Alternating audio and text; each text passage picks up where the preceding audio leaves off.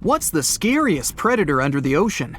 The crocodile? Huh, I don't think so. Loch Ness Monster? Please, it never existed. How about the Kronosaurus? Well, it is extinct, but you might be onto something. Let's take a look at what it'd be like if these creatures were still around today. First things first, what on earth was it? The Kronosaurus was a marine carnivore that lived in the cool, high-latitude Eromanga Sea. It covered vast areas of inland Australia between 90 and 120 million years ago, during the early Cretaceous period. Near-complete fossils of the creature were also found near Colombia, which is a country that has a noted connection to prehistoric reptiles and turtles. This fact makes it extremely possible that the monster I'm about to describe existed worldwide. You might have heard saurus and thought, oh, it's a dinosaur. But these were actually reptiles. They were the largest member of the Plesiosauridae family, referred to as plesiosaurs. Fossil evidence suggests they weighed over 20,000 pounds and were roughly 30 feet in length. Just to put that in perspective, the longest crocodile ever measured was a saltwater crocodile by the name of Lolong from the Philippines. It was 20 feet in length and weighed just under 2,500 pounds. And that's still 10 feet shorter and incredibly lighter than the average Kronosaurus, making the crocodile seem like nothing more than a glorified goldfish in comparison. Despite its terrifying length, the most physically daunting feature of the Kronosaurus was its head. Its skull was about 8 feet long, which was actually proportionally large given the size of its body length. Anything that was unfortunate enough to end up inside the Kronosaurus's mouth may have been given false hope. After all, the teeth of the beast weren't actually that sharp. On second thought, I take that back. I wouldn't feel confident around a toothless snake, let alone being inside the mouth of this monster. But it's true that the Kronosaurus's teeth weren't sharp, especially when compared to other carnivorous reptiles, such as crocodiles and alligators. The teeth of this prehistoric sea creature were instead conical. This means that they were cone-like in shape. Unfortunately, this lack of sharpness didn't make them less dangerous. The teeth were enormous and could be up to 12 inches long from the crown tips to the bottom of the roots. This obviously meant that the Kronosaurus had an extremely powerful bite. It was estimated to be up to 30,000 newtons, which is almost twice as powerful as the bite of a large saltwater crocodile. Because of the bluntness of their teeth, they weren't suited for twisting their prey once in their grasp, but the size and shape of the teeth made them perfect for simple open and shut biting. They would have had no problem crushing hard objects such as the toughest of shells any sea turtle could offer. Just like crocodiles, the Kronosaurus is believed to have had a short neck. This may have been an adaptation to allow the beast to successfully catch small, evasive animals. Their body, in general, was fusiform and streamlined. This means it was narrowed at both ends and had very little resistance to the flow of water. The Kronosaurus was also equipped with 4 paddle-like limbs. The hind limbs were larger than the front ones. They could span approximately 7 feet in diameter. All in all, this set the Kronosaurus up to effortlessly propel itself through the waters and be an ultimate predator. Predator X, if you will? That's the name that was given to the fossil of a creature discovered near Svalbard, a Norwegian island group, in 2009. The fossil was identified as a 50-foot-long, 100,000-pound monster with a bite force of 33,000 pounds per square inch. This might be the highest bite force of any known animal. Although Predator X is yet to be classified as any specific type of animal, it was definitely a plesiosaur like the Kronosaurus. And even if it wasn't Predator X, the Kronosaurus was still most definitely a ferocious titan when it roamed Earth's oceans. The Kronosaurus actually got its name from the Greek mythological figure of Cronus, the father of Zeus. Cronus was viewed as a titan from a generation of super powerful beings. So what was it that the Kronosaurus, this terrifying monster, actually feasted on to satisfy its appetite? This creature was known to eat sea turtles, squid, and other larger marine reptiles of that time, such as elasmosaurids and ichthyosaurs. This suggests that if crocodiles existed in the realms of the Kronosaurus, they too might have turned into lunch for the beast. There's evidence from the fossil remains of the Kronosaurus that suggests that they also feasted on sharks, which I know is a disappointment to those of you who view that beast as the king of the ocean. Not when the Kronosaurus was around, my friend. In any case, grounding all kinds of food into small pieces to help digest them would have been difficult without small teeth. This explains the presence of rounded stones found in many of the remains of these sea creatures. Researchers believe these stones may have been swallowed to control buoyancy or to help process food. It's also entirely possible they were accidentally swallowed while feeding on other animals from the seafloor. As if the Kronosaurus even needed to be a meanie with its already existing power and size, there's also evidence to suggest that it indeed might have been. It turns out that after using all its impressive attributes to catch its dinner, the Kronosaurus first liked to play with its food, like a cat does with a mouse. I guess since the hunt was so easy for them, they needed to get their fun from somewhere else. Well, I think now you should have a good idea about these creatures. So let's ask ourselves what it would be like if they were still around today. And by the way, why aren't they? Well, the Kronosaurus was completely finished off by the same KT meteor that took out the dinosaurs 66 million years ago. But even before this catastrophic event, they were coming under increased pressure from an even bigger and more vicious family of carnivorous marine reptiles known as mosasaurs. You can't always be a top dog, I guess, or rather, top marine reptile. But what if this never happened, and they were still roaming Earth? Well, this might be obvious, but can you imagine what kind of impact that would have on sea tourism? Based on the impact that famous movies about sharks and killer whales had, what do you think the presence of a Kronosaurus in the ocean would do to beaches? The very creature that would eat sharks and whales for breakfast. Beaches would certainly become a great place to go for a quiet walk, because nobody else would even be there. And what about such activities as boating, surfing, and scuba diving? You think anyone would dare try them, knowing that this 30-foot beast could be lurking beneath them? Let's give humans some credit and assume most of them wouldn't. This would cripple the global sea tourism industry, which is responsible for earning roughly $143 billion every year. Just to make sure this shocking point hits home, the most expensive yacht to ever roam the ocean was called the History Supreme. Its master bedroom was believed to have a statue made of T-Rex's bone and a wall made of meteorite rocks, as well as a 24-karat gold panoramic wall aquarium. Anyway, this yacht was worth nearly $5 billion, meaning you could buy 38 of them with the money lost in potential damages to sea tourism caused by the Kronosaurus. I'm sure that the yacht's owner was happy the beast never made an appearance in their luxurious aquarium. So luxurious, in fact, that some people believe the History Supreme, reportedly owned by some business genius from Malaysia, never even existed. Rumor has it that it was simply an elaborate hoax fabricated by the supposed designer. Anyway, I don't think the trouble would just stop there. People could actually be in serious danger, regardless of being near the ocean or not. No, I'm not about to tell you that this thing would grow legs, adapt to living on land, and start picking us off one by one. At least, I hope not. I'm just going to point out the damage that the Kronosaurus would inflict through its devastating impact on sea trade. In America, ocean transit accounts for 76% of national trade. On top of this, more than 100 vital pharmaceutical products originate in the sea.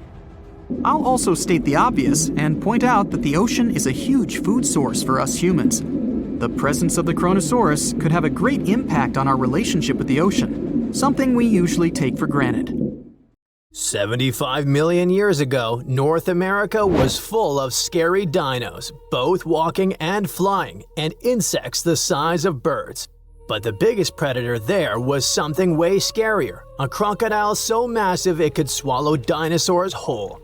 This beast was roughly the length of a school bus, weighed more than 5 tons, and had teeth the size of bananas. Its name was Deinosuchus, which literally means terrible crocodile. And trust me, it lived up to that name. Scientists have found its fossils all across North America, from Mexico to Texas to New Jersey and Montana.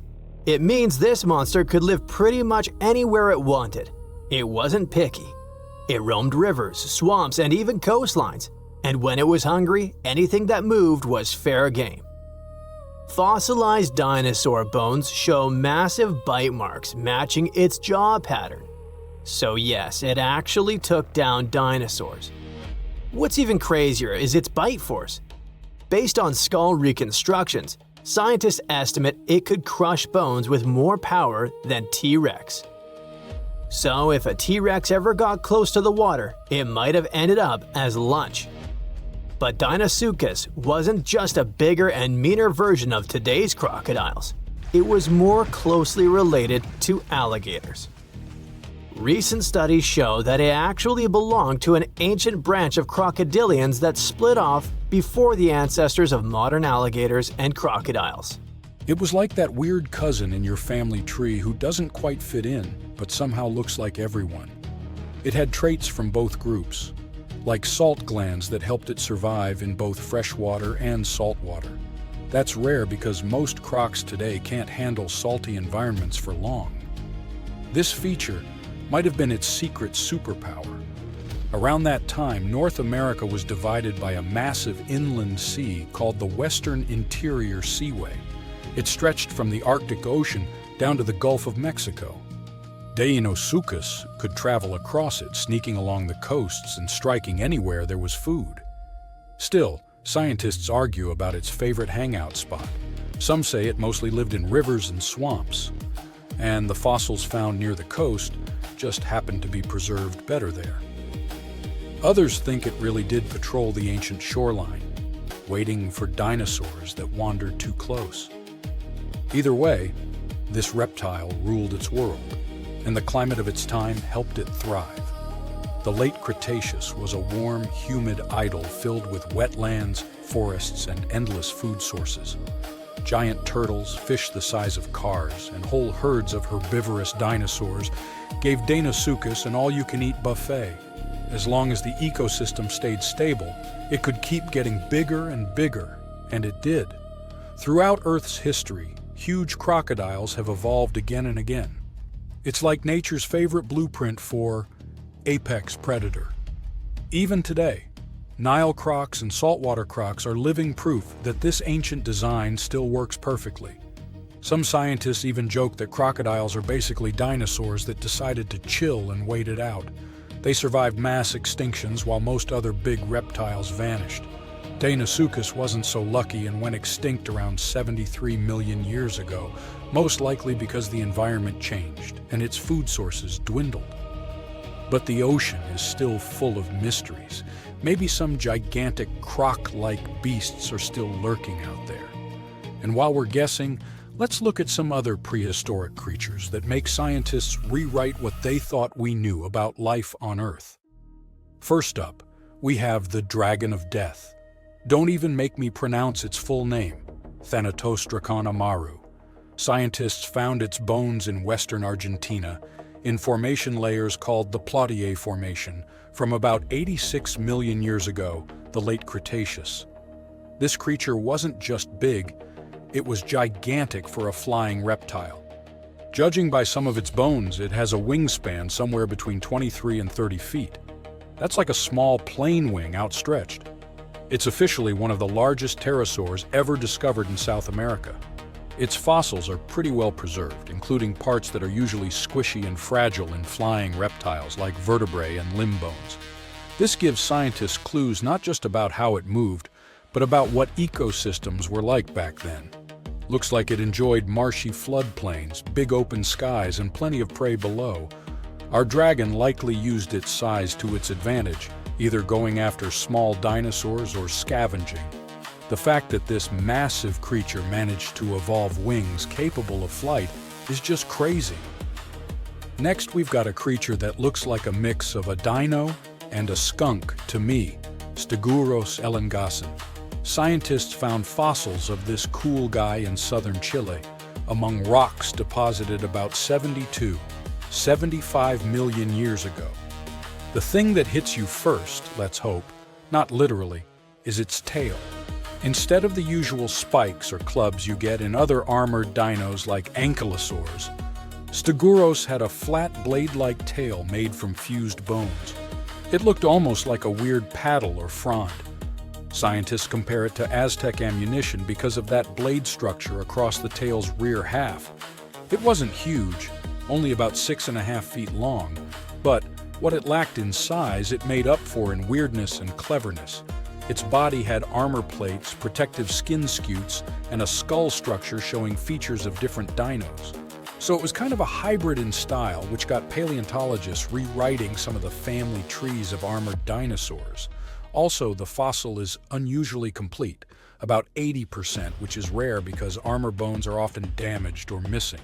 This is super useful for science because it shows us how armor evolved, especially in southern continents. And you definitely need to meet our next hero, a truly bizarre marine reptile that once patrolled the waters of what's now Wyoming, Serpentisuchops fisteri. This creature was part crocodile, part sea monster, and 100% nightmare fuel. Scientists first found its fossils over 25 years ago, but they only recently managed to piece together enough of its remains to truly understand it. It had a super long neck, which was normal for plesiosaurs, and a croc-like skull and body. Most fossil books would tell you these traits shouldn't exist in the same animal. So this guy was a stunning exception. Paleontologists have found its lower jaw, a large portion of its skull, neck vertebrae, tail, and ribs. So they were able to reconstruct not just what it looked like, but how it likely moved, swam, and hunted. About 35% of its body is preserved, which is not so often for marine reptiles, and it lets scientists learn a lot about its lifestyle. With its long neck and the power of a crocodile, plus a super combo of speed, reach, and bite, this guy was most likely a top predator of its time. Last but not least, we have this cool dino, Duonicus tsokhtbatari, that lived in Mongolia's Gobi Desert around 90 to 95 million years ago during the Cretaceous period. It wasn't a meat-eater like T-Rex, but more of a plant muncher. It grew to about 10 feet long, roughly the size of a tall adult human lying down, and weighed around 575 pounds. Pretty hefty for a leaf-eater. The craziest thing about this heavy guy was its hands. It only had 2 fingers on each hand, and each finger carried a giant curved claw about a foot long, covered in keratin, the same stuff your nails are made of. That keratin actually added over 40% to the claw's length, which is super rare to see preserved in fossils. Because of that, scientists can actually study the full shape and structure of the claw, not just the bone. Its hands weren't just for show, though. We can see fused wrist bones and stiff joints in the fossil, which means it could grab and pull down branches to eat leaves. So, having fewer fingers could actually be a bonus if your goal is to reach and rip down vegetation. It's a really cool example of how dinosaurs adapted in weird and specific ways to survive. Scientists have finally solved the Loch Ness Monster mystery. Here's the spoiler, you ready? It's not a real monster. It's probably a dinosaur that survived through the ages, or just a bunch of debris floating on the water. Thanks to many findings on the Loch Ness creature, we have proof of another story to tell you. It was 1933 when a man named George Spicer and his wife were driving along the shores of Loch Ness. That's when they saw something massive with a long neck moving across the road. It looked like a creature straight out of the prehistoric era, a dinosaur-like beast unlike anything they'd ever seen. That was the moment that Loch Ness monster theories started spreading around like wildfire. One of the most famous Loch Ness monster sightings came just a year later, in 1934, when a man took a photograph that became the most well-known image of Nessie. That's the nickname she was given. She? Anyways, the photo, known as the surgeon's photograph, showed a long-necked creature rising out of the water, and for years it convinced people that the monster was real. But years later, the truth came out. One of the men who helped take the photo confessed it was all a hoax. The photo had been staged after all. When the photo was published, it had been significantly cropped. This made the animal in the picture look much bigger than in real life, fueling the theories that the Loch Ness Monster did in fact exist. In the 1960s, one of the first big scientific attempts to investigate the mystery of the Loch Ness Monster happened. A research team took sonar equipment to the lake and spent hours scanning the waters in search of evidence of large creatures. What they found was puzzling. They recorded several objects moving deep in the loch, or lake, with no clear explanation as to what it was. Though the team didn't manage to capture anything definitive, this sighting helped fuel the belief that there was indeed something massive living in Loch Ness. After that, research about the mystery of the Loch Ness Monster kept popping up. In 1972, with the help of underwater photography, some researchers managed to capture strange images, which got people's hopes up for a minute.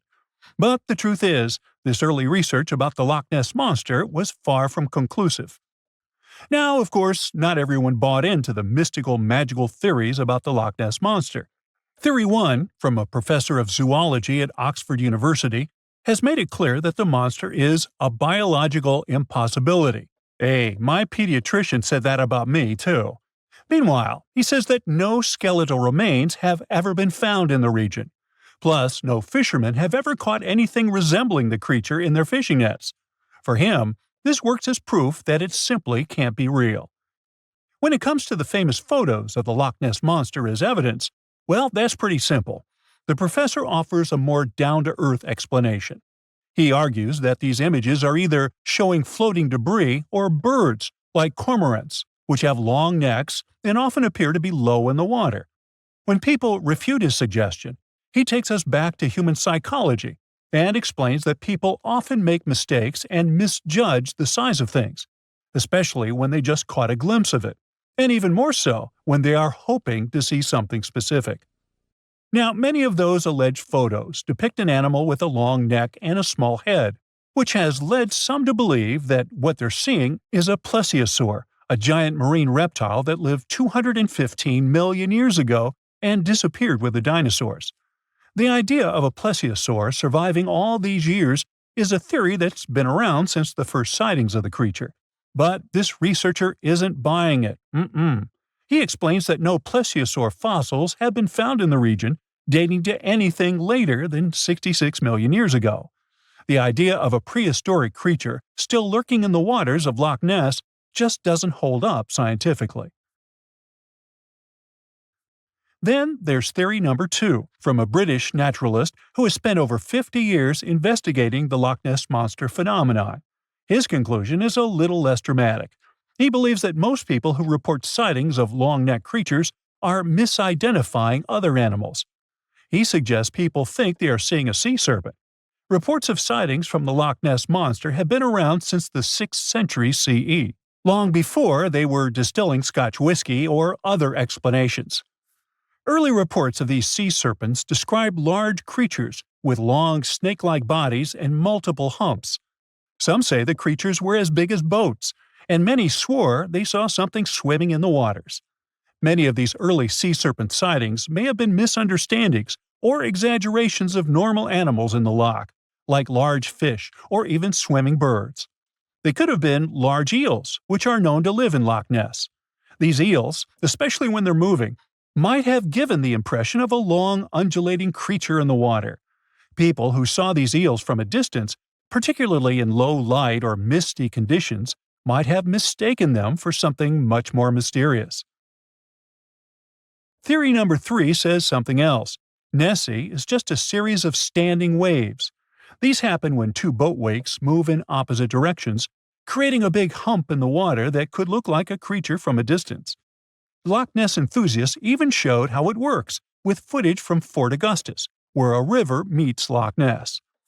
These enthusiasts had big plans to use drones with infrared cameras and special underwater microphones to search the loch. Now, Loch Ness is massive, stretching around 23 miles long and more than 700 feet deep. So, they thought they needed drones and infrared cameras to put an end to this discussion. But despite everything, they haven't found Nessie. But it's not only the Loch Ness Monster that lacks scientific explanation. There have also been scores of sightings of Yetis and Sasquatches that no one can really explain. Folks have made movies, dreaming of finding the truth about these creatures. But, according to recent research and evidence, it looks unlikely that we'll ever find definitive evidence of their existence.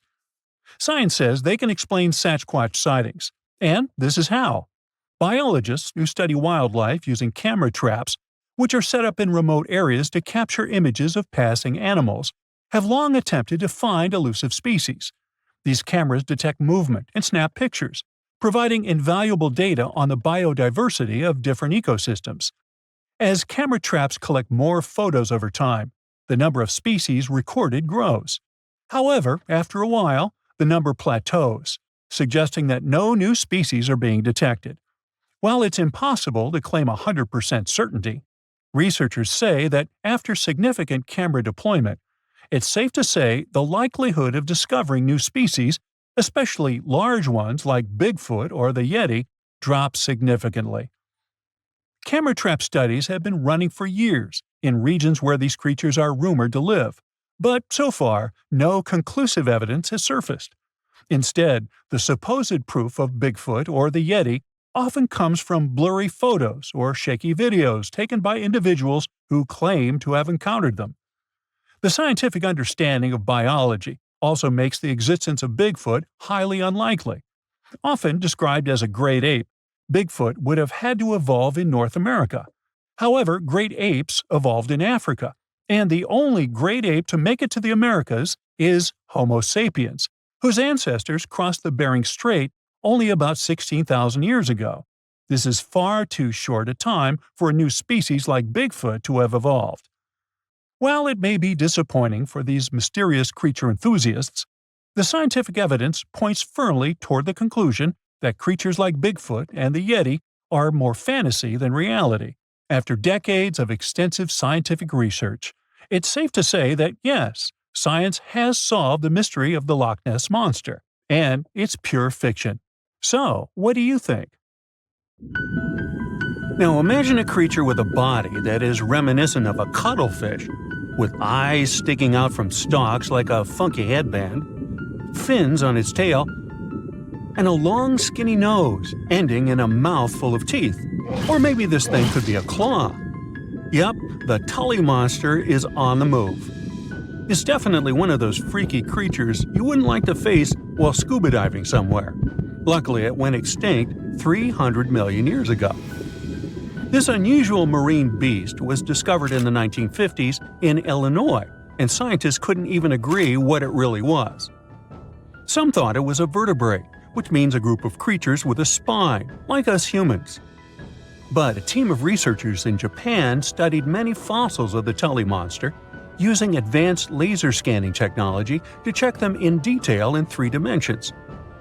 There's still a lot they don't know about the Tully monster, but they managed to realize it didn't have any spine at all. Now the next step was to see what type of invertebrate it was. Could it be vertebrate-like, such as a land sled? Or are we talking about something closer to snails and worms? They also discovered the creature had segmentation in the head area that extended from its body, and that's not something bony creatures have. Still, in recent years, some researchers had the idea the Tully beastie could be related to jawless fish, such as lampreys. These fellows belong to the most ancient group of vertebrates, and are not pleasant to see either. In the case of lampreys, we're not talking about extinct animals. They're still out there somewhere, wandering the ocean and scaring other animals, or you, if you see it in the northern and western parts of the Atlantic Ocean where they live. And they've been here really long, even before the dinosaurs. A long time ago, long before humans or I even existed, there were eurypterids, weird creatures from a group we call arthropods, which includes spiders, insects, and crabs. But eurypterids were unlike anything you've ever seen before. They had a body shape similar to horseshoe crabs, with many segments that made up their body. Instead of legs, they had special appendages at the front that acted like oars. Some even call them giant scorpions, but most eurypterids were actually quite small, except for this special one, which was truly enormous. It could grow to a staggering length of about 8 feet. Wow! The next time you see a crab scuttling along the beach or a spider swimming its web, remember, we're lucky we only got mild versions of their ancient relatives, which, by the way, disappeared hundreds of millions of years ago. Whew. Now, some Eurypterids were pretty fierce and fast predators. They would swiftly swim after their prey, chasing them down in the water. Others were more like scavengers, living on the bottom and feeding on whatever they could find along the way. They had a taste for the leftovers, like some sort of cleanup crew of the ancient oceans. Eurypterids loved to spend their time in brackish water environments. It's water with more salinity than fresh water, but still less than seawater. Now imagine you're just floating around and all of a sudden you see this guy. No, it's not some weird tiny spaceship, and you won't see it floating in space, even though that's where it would perfectly fit in, as some weird creature from another planet you'd see in sci-fi movies. You'd actually see it floating in the sea because we're talking about a really small animal with enormous eyes called Dilophosaurus. Each of its eye bulbs was about a quarter of its whole body length. That's what gives it that space look, like it might live on one of the oceans under the surface where we look for life, like Europa, one of Jupiter's moons, or Titan, Saturn's biggest moon. I could easily imagine creatures like Dilophosaurus giving us a warm welcome once we get to Mars, too. Dilophosaurus had great vision. It would keep a keen eye out for any movement in its surroundings. Once it noticed something, it would swiftly launch its spiky appendages forward. At first, these things looked like tools for fixing stuff, but Dilophosaurus actually used them to capture smaller arthropods.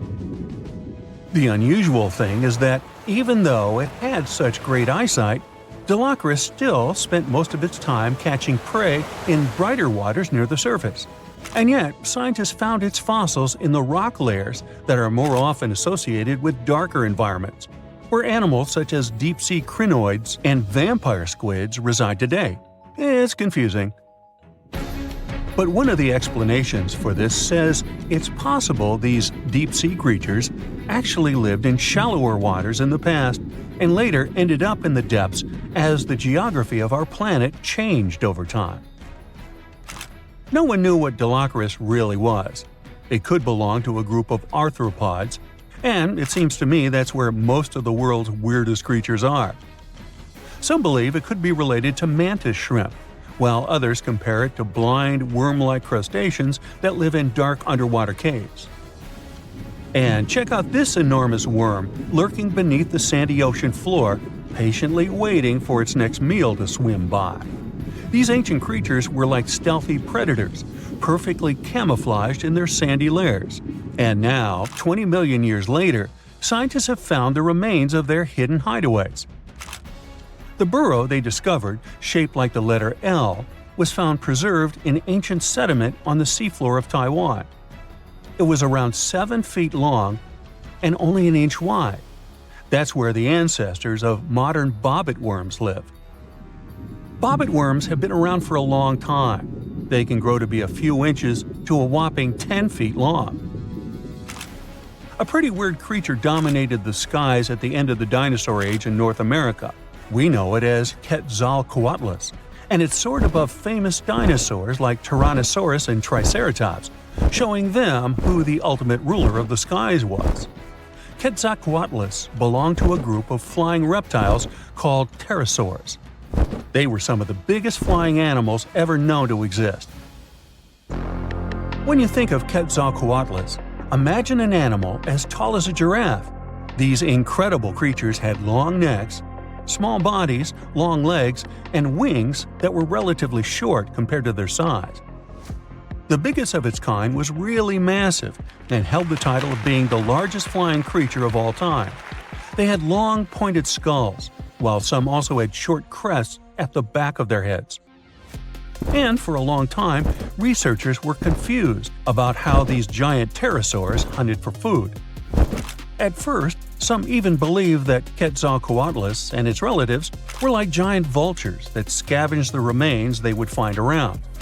They drew such a conclusion because Quetzalcoatlus fossils were found inland, away from the coast where other big pterosaurs were found, such as the crested pteranodon. Plus, many thought these fellas were skilled at skimming, which means lurking over freshwater systems and catching fish. But it appears these massive animals were actually predators with excellent hunting skills. The exact technique they used to catch their prey remains a mystery, though. Now here's another cool discovery, a specific fossil as the oldest evidence of muscle tissue ever found. This fossil belongs to a group of animals that includes modern creatures such as jellyfish, corals, and sea anemones. And it looks so cool and unique, right? It has bundles of fibers arranged in a four-fold symmetrical pattern, similar to what we see in Nedardians today.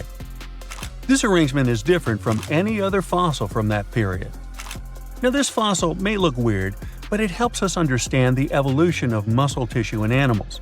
They, well, all of us actually, got new options for discovering different feeding strategies and generally new things to do thanks to muscles. And it's not like scientists usually get to study fossilized muscles. It's more that they learn about that based on how animals feed, reproduce, move, and do other things. So this cool fossil suggests animals may have had an earlier origin than we used to believe. In the past 30 years, scientists have made an incredible discovery of a new creature living deep beneath the surface of the ocean, and the name of the creature is the harp sponge. Now, if you're wondering why it took so long to come across this animal, then I might have the answer. These creatures typically hang out at a depth of roughly 11,100 feet beneath the ocean's waves. This sponge species was first discovered off the coast of California thanks to a robot that was sturdy enough to explore those crazy depths the ocean has to offer. This is no doubt an area of the planet where even the most benign-looking creatures can be potentially dangerous. But even scientists were surprised to find that this creature was more than just a sponge. Now, this might seem obvious, but the harp sponge got its name because its basic structure, referred to as a vein, is the same shape as a harp. Each vein is made up of a horizontal branch supporting several parallel vertical branches. But don't let the harp sponge's fanciful and amusing appearance or its non-intimidating name fool you. Yeah, the harp sponge is very much a deep-sea hunter. It has a unique ability to capture and envelop small animals using its rhizoids, short, thin fibers. With their help, the harp sponge clings on to the soft, muddy bottom and catches tiny creatures that get swept into its branches by deep-sea currents. Uh-oh.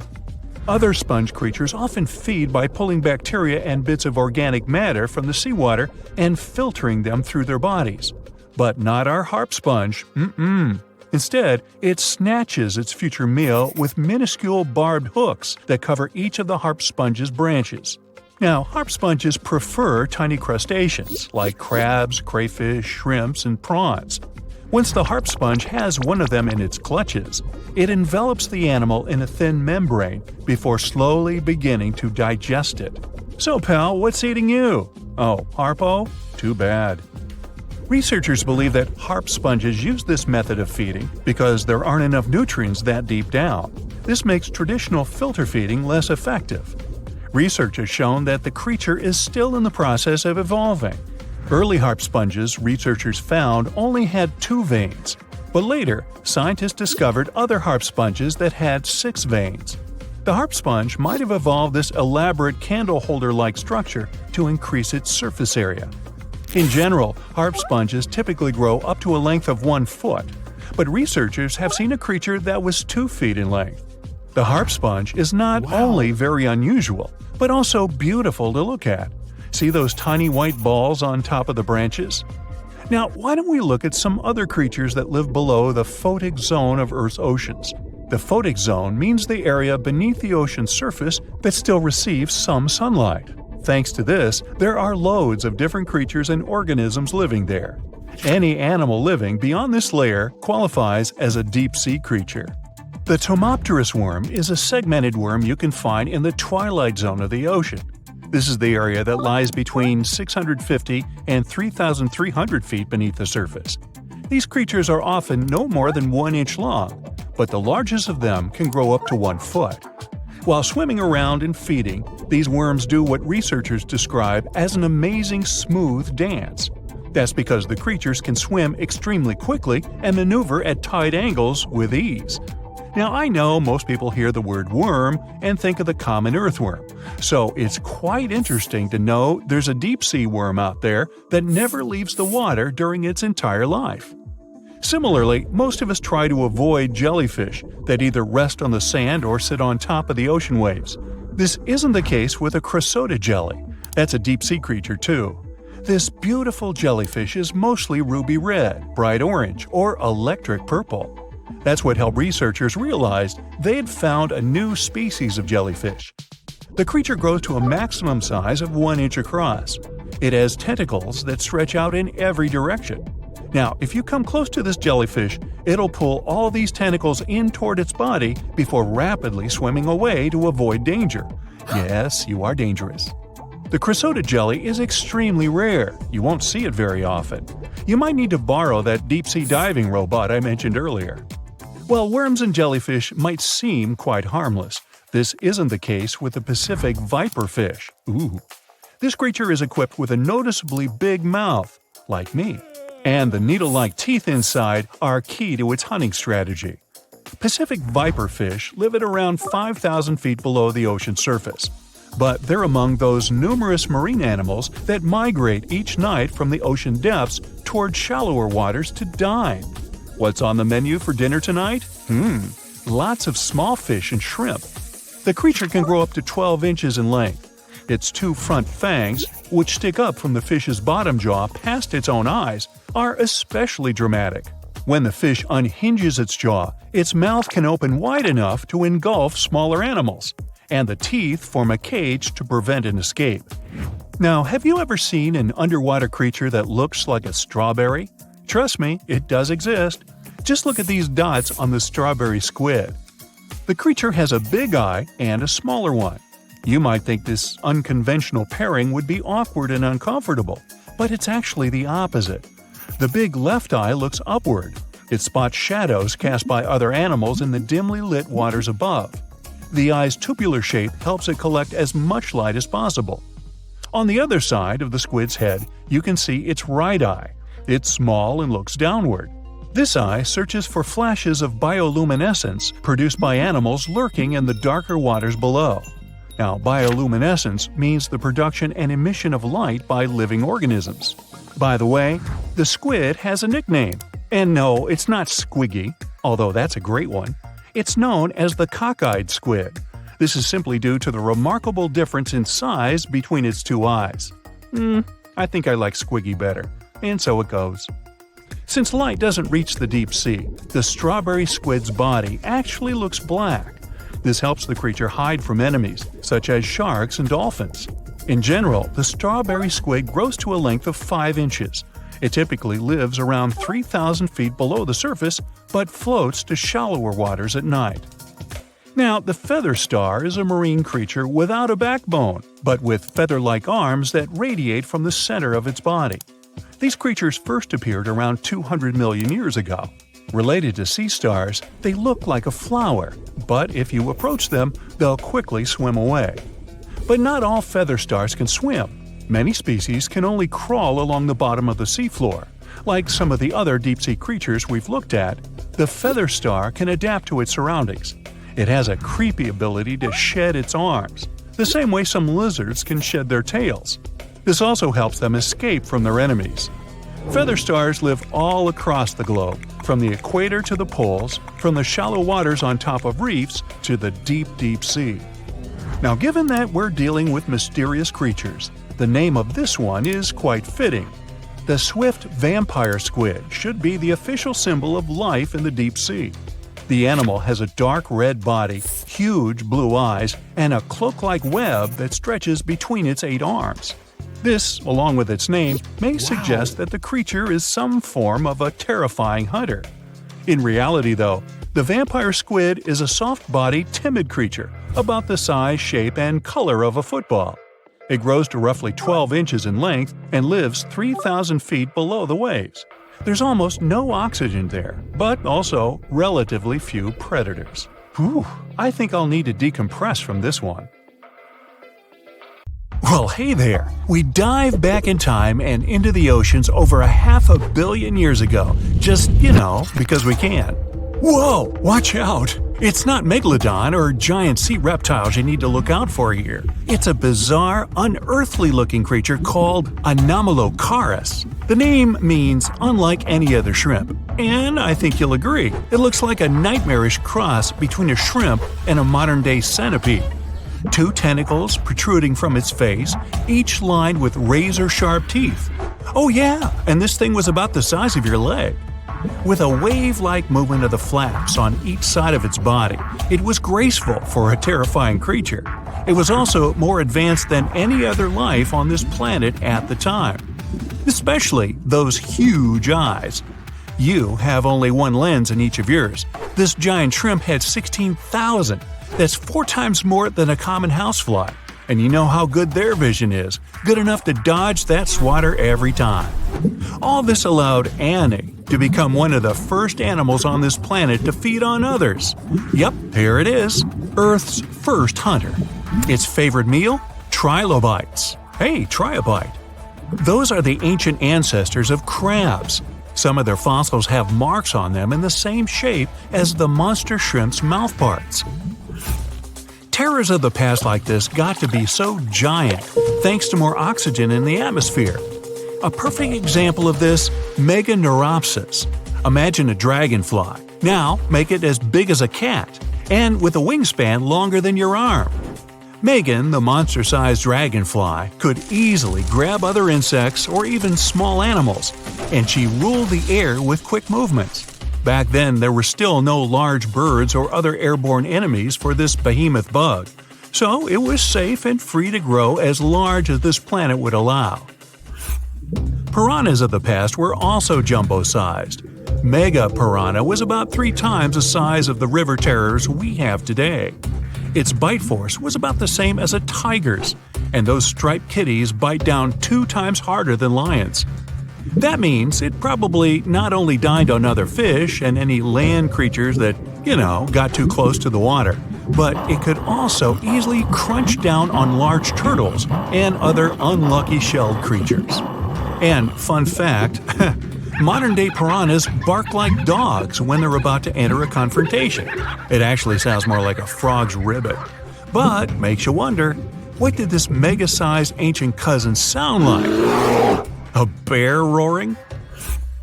How about giant sea scorpions the size of your bed? Go back about 460 million years and you'd see them swimming under you. And watch out for that tail. Scientists still don't know if these creatures could use it to inject venom like your standard land scorpion, but something tells me I wouldn't want that thing anywhere near me. Then there's this guy, Therizinosaurus. Terry looks sort of like a goose with long arms. Oh, and did I mention this goose dino is about 2 stories tall and longer than a bus? Yow! Its arms make the T-Rexes look even more bite-sized, each 8 feet long, almost triple the length of T-Rexes. And on the end, razor-sharp claws the size of your whole arm. Now, don't worry about those lengthy claws too much, though.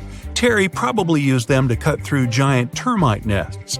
So, this huge reptilian goose was more interested in eating bugs and plants.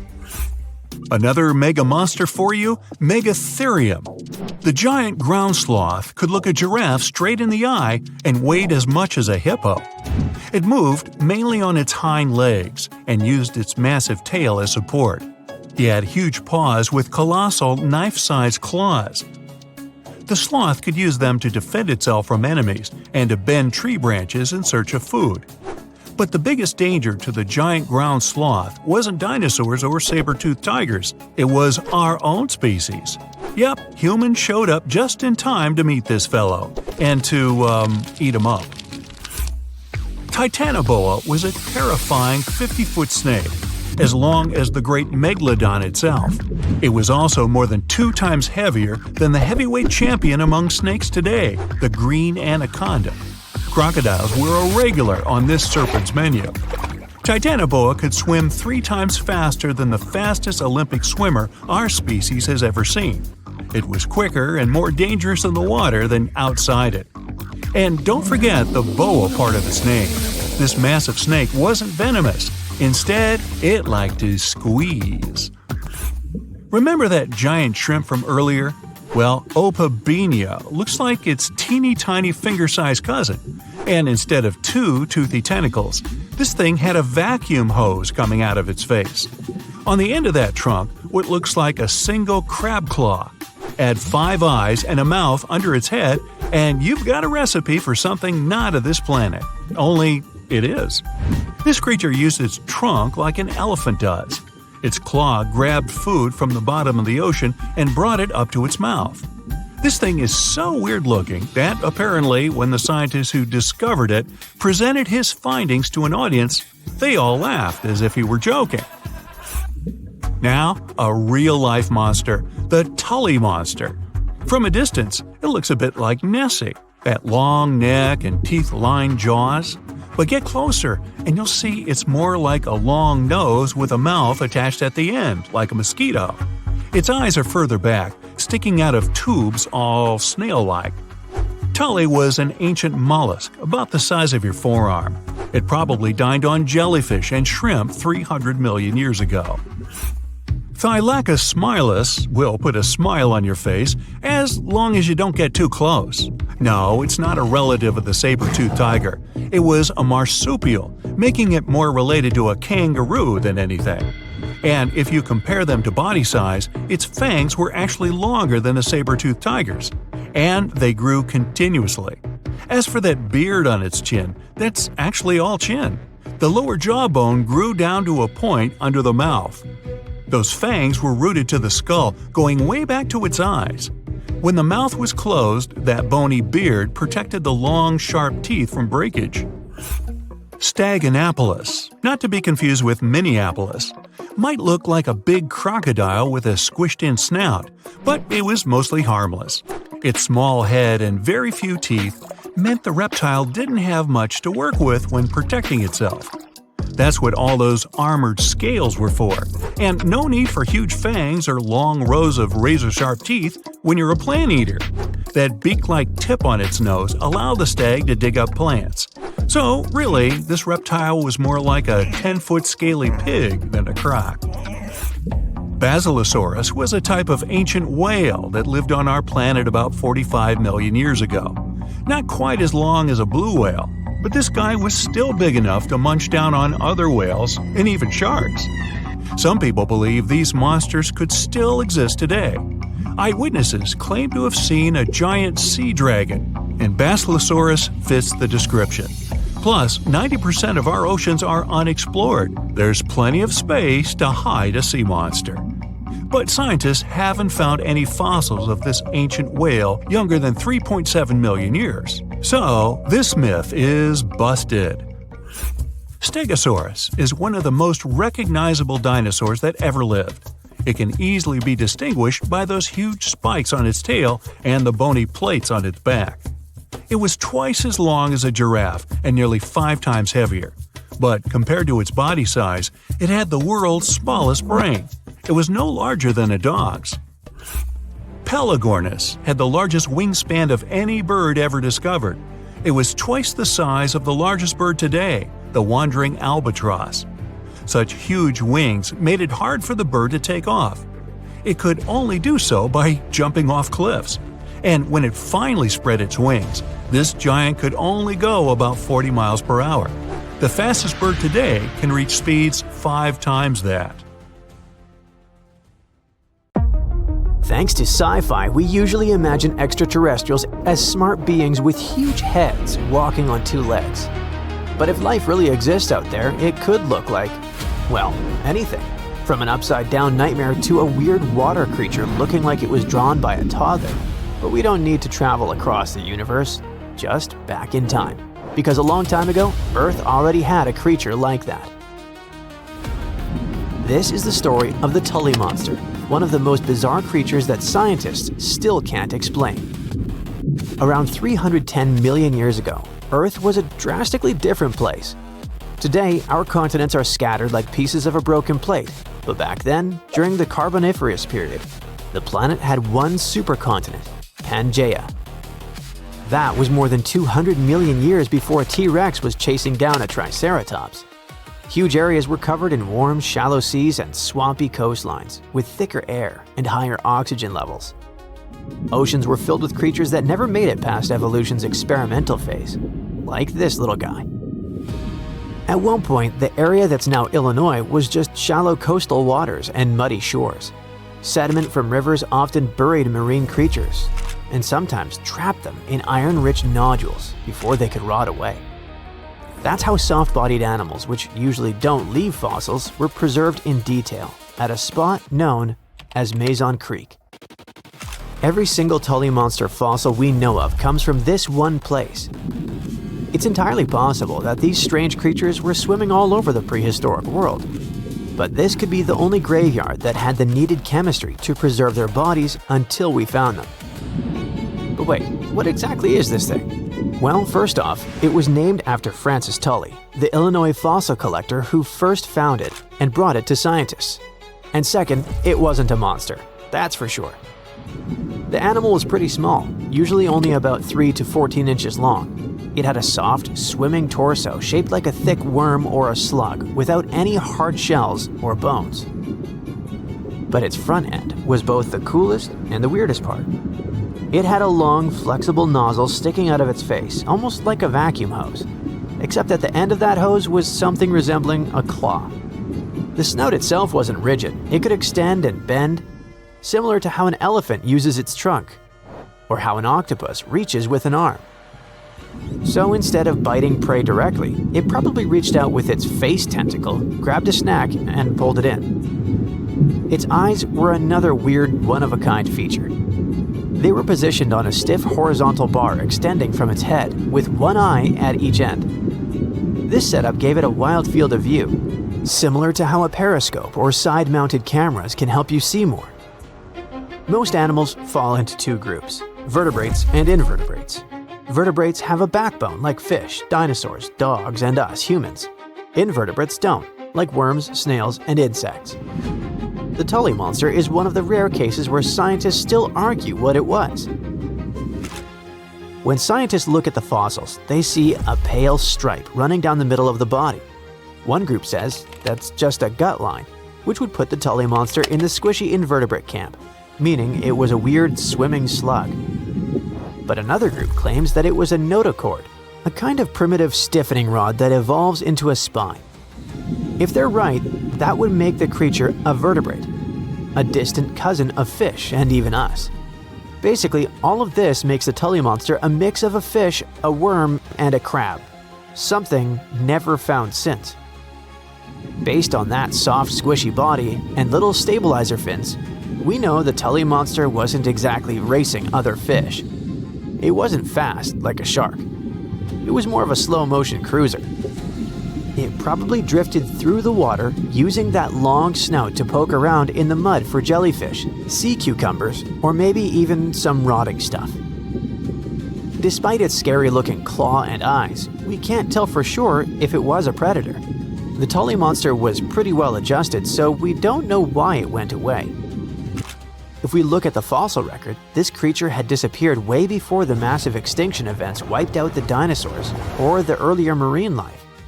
There wasn't an asteroid or a volcano involved. Perhaps it vanished because its home wasn't the same anymore. Remember, the Carboniferous period was a wet, swampy world. But as time went on, Earth's climate shifted. Tropical estuaries dried up and the chemistry of the water changed. This probably caused Tully's specific playground to disappear. As far as we know, the monster left no genetic heir. Usually, if an animal goes extinct, it leaves behind a cousin or a descendant that evolves into something else. Dinosaurs left us birds. Ancient fish left us, well, modern fish.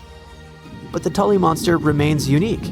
There's nothing alive today that looks remotely like it, and that's exactly why scientists are still pulling their hair out trying to classify it. We aren't confused because we're missing the pieces. In fact, we have over 2,000 fossils. We're confused because we have nothing to compare it to. And who knows, oceans are largely unexplored, so we might run into some new creature eventually that will add new pieces to the evolutionary puzzle.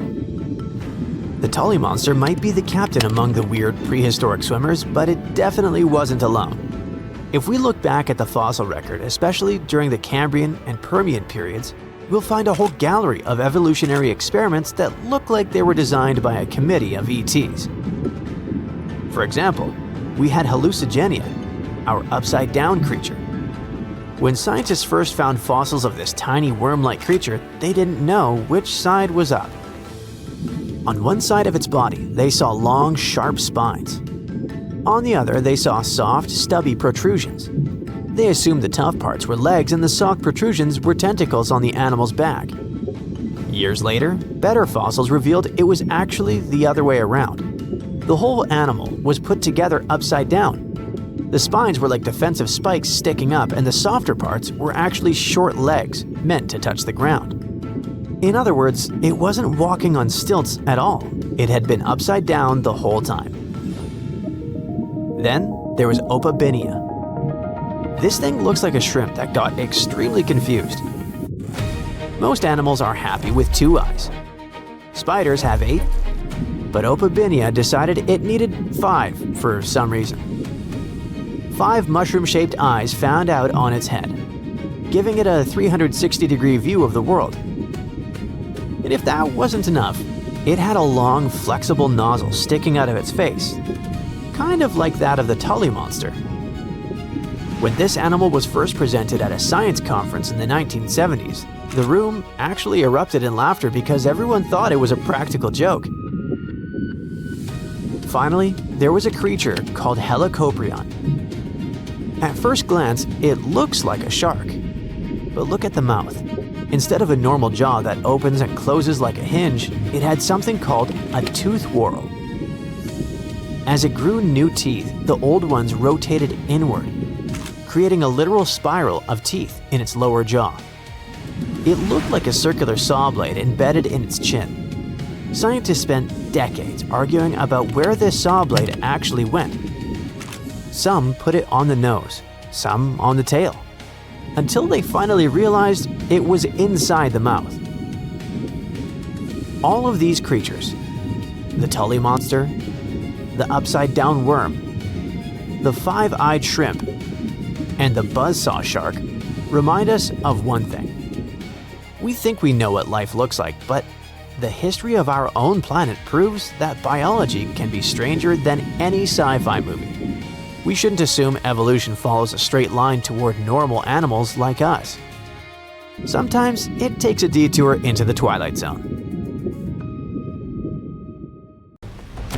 Okay, are you ready for an epic fight between 2 prehistoric predators? Well, hang on.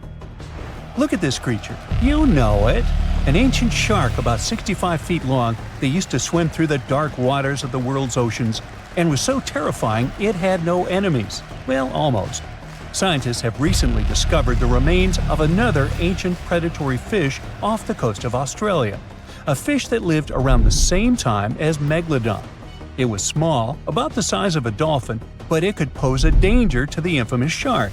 How is it possible if this creature was many times smaller? Well, let's take a look. This monster is called Janjucetus, and technically it wasn't exactly a fish. It was a distant relative of the modern baleen whale.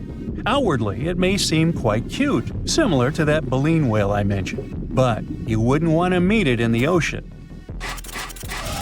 It had the massive skull of a whale, large eyes the size of tennis balls, and a short snout with an immensely powerful jaw filled with razor-sharp teeth. In other words, it was like a shark version of the baleen whale. Janjucetus lived during an ancient period called the Oligocene, which was about 33 to 23 million years ago. At that time, there was an incredible abundance of life in the world's waters. Giant penguins, small whales, sharks 2 to 3 times larger than modern ones, primitive dolphin species, and many other unusual creatures. Now imagine that in this ancient and terrifying neighborhood, a giant megalodon met a Janjucetus. At first sight, it's not love. The megalodon's victory is obvious, but don't rush to write the Janjucetus off. It's agile and fast. It's quite possible that it was more mobile than Megalodon, and during the fight, it would have avoided a direct attack. The Megalodon would have lost sight of such a small opponent, while the Janjucetus would have swum up to the shark's belly and opened its jaws. They're small, but there are a lot of sharp teeth. Now, these teeth were designed to rip and cut. The Janjucetus would attack the Megalodon with a small but very unpleasant bite, and the shark would have swum away after such a punch. But who knows? Maybe Megalodon would have immediately eaten Janjucetus in the first seconds of the fight. Megalodon could have won, but in terms of speed and mobility, it would have lost. So let's look at something bigger, something that could actually have competed with Megalodon. It doesn't have to be a monster living at the same time as the ancient shark. We can make our own rules. Imagine that all ancient marine creatures ended up in the same pool with Megalodon. So its next opponent is the Liopleurodon. Now, initially, scientists thought that this monster could grow to be 82 feet long, which is even larger than Megalodon. But more accurate studies have shown that it only reached 32 feet, which is about the size of a modern orca. The Liopleurodon lived in the waters of Western Europe around 160 to 155 million years ago and shared territory with other dangerous reptiles such as ichthyosaurs and plesiosaurs. Yes, it was smaller than them, but it had one big advantage. The Liopleurodon possessed one of the largest jaws in the animal kingdom, which accounted for about 20% of the total length of its entire body. That's a mouth. Its jaws were about 6.5 feet long. A huge, toothy mouth the size of an adult basketball player filled with smooth and dagger-sharp teeth, ideal for cutting steaks and peeling ammonite shells. And by the way, scientists suspect that ammonites and squid were the creature's main diet. This super predator was also a very fast and agile creature that ambushed and attacked its prey from below. Megalodon would have been in big trouble. The grip strength of a Liopleurodon would surely be more powerful than that of Megalodon. Besides, the Liopleurodon's size and mobility would allow it to attack the enemy from different sides. It's probably why Megalodon would have lost in that fight. The next opponent for our Megalodon is the Dunkleosteus, and to be honest, this guy has almost no chance of defeating the large ancient shark. But the Megalodon probably wouldn't have beaten it either. The Dunkleosteus was one of the earliest predators of the ocean. It lived in the late Devonian, about 382 to 358 million years ago. Its size was about 13 to 32 feet or even less, and it also had no teeth. What? A predator without teeth? How did it survive in a dangerous prehistoric world? Well, it grabbed and chewed food with the help of special jaw growths. Those growths were so powerful that they could pierce steel, if there was any around. In a sense, these were not teeth, but bones. Okay, let's say the Megalodon grabbed this predator by the belly and it couldn't do anything with its growths. But the problem is that the Megalodon would have hardly done anything either, because the Dunkleosteus was a heavily armored fish. Just look at this shell. It probably limited its mobility, but it provided incredible protection.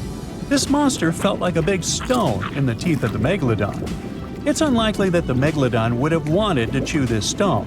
It would have spit it out, and both predators would have gone about their business. We've got a draw here. And now, the final match. Here's the next opponent. You see anything? Is this enemy invisible? What's happening? Ah, there it is. Meet the Telemonstrum.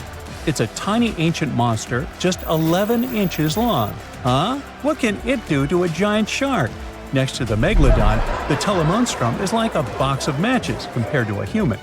But if the Megalodon had had a developed brain, like people do, it would have been very scared of this creature and would have immediately swum away. Many people scream and run away in fear when they see a creepy insect crawling or flying, or when a mouse runs across the floor. Some of us jump on the couch in horror. Not all of us, but some. The Megalodon would have jumped out of the water like a dolphin if the Telemonstrum had charged at it. Just check it out. It looks like an underwater bike with a long trunk with a jaw at the end. And these handlebars, where you would put your hands to control your bike, are the eyes. It's like the eyes of a hammerhead fish, only thinner and longer. The body of a squid, cuttlefish fins, snail eyes, and a tooth proboscis. This is a horror movie character. Scientists say it probably hunted jellyfish, small fish, and shrimp.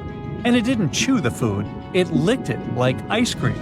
Obviously, it's not an opponent for the megalodon, but it's still a creepy monster. Well, what would have happened had it really started a fight with a megalodon? It would have been difficult for the ancient shark to find it. It would have been unlikely to catch this tiny monster in the mouth, and the Telemonstrum wouldn't have been able to do anything to the megalodon either. However, I can think of one strategy. The creepy creature had a long trunk. What if it had just swum under the megalodon's fin and started licking it? If the shark had felt the tickles, then it would probably have worked. But most likely, they wouldn't have fought each other. It seems like they would have made perfect friends. The Telemonstrum lived about 300 million years ago in shallow seas and estuaries that covered the territory of the U.S. When scientists discovered this creature in 1955, they were shocked because no one had any idea what it was. Experts compared it to worms, tunicates, conodonts, mollusks, and vertebrates. And do you know who it really was? Well, scientists still have no idea. They can't determine its place on the tree of evolution. Perhaps this is some new branch, and its descendants simply haven't survived to this day. The megalodon was one of the most dangerous predators on Earth. But now we know that other equally scary monsters lived in the oceans. But what if the megalodon lived today? Who could have defeated him? A blue whale who would be even bigger than this ancient shark. But the blue whale seems to be a kind animal. It wouldn't fight. How about the kraken? The kraken versus the megalodon? Well, let's save this fight for another video.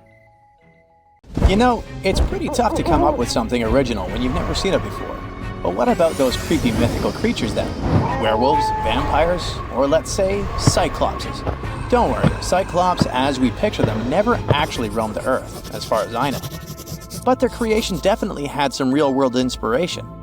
Turns out, ancient tales of these one-eyed giants might have been stirred up by a certain animal, dwarf elephants.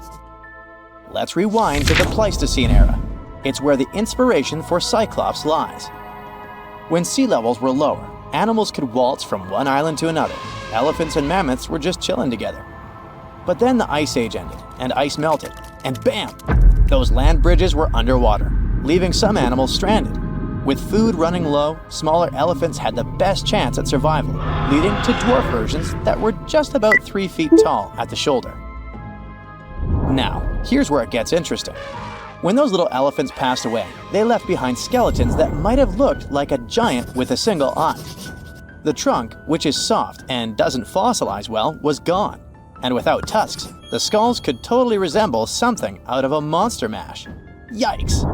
So when the Greeks showed up and stumbled upon these skulls, they could have thought they had stumbled upon massive creatures with a single eye. And poof! The legend of the Cyclops was born. Remember that cute cartoon about a mermaid? Well, sorry to break your pink glasses, but the true story didn't end happily. The Little Mermaid and Eric did not tie the knot. In Hans Christian Andersen's original fairy tale, the Little Mermaid is faced with the choice to slay the prince. However, when it's time to act, she discovers that she is unable to harm him. Instead, she chooses to sacrifice herself to save him, ultimately turning into sea foam. Right, but where does the mermaid character come from? Hans Christian Andersen wasn't the first to dream up mermaids. Long ago, people thought the ocean was full of all kinds of mythical beings, like krakens and sea serpents, adding a bit of mystery to the waters. The earliest known half-fish, half-human character is Wanus, a Babylonian deity from the 4th century BCE who swam ashore by day and returned to the sea at night. Similarly, ancient Greek sirens, initially depicted as birdwomen, lured sailors to their demise in Homer's Odyssey. Over time, they've turned into the fish-tailed mermaids we know today, with the word siren now often meaning mermaid in several languages. Traditionally, they're wicked. Sure, mermaids are just make-believe, but their stories can grab people's imagination. Like Christopher Columbus. When he sailed in 1492, he swore he saw a mermaid. Spoiler alert, it was actually a manatee, which is basically the original sea cow.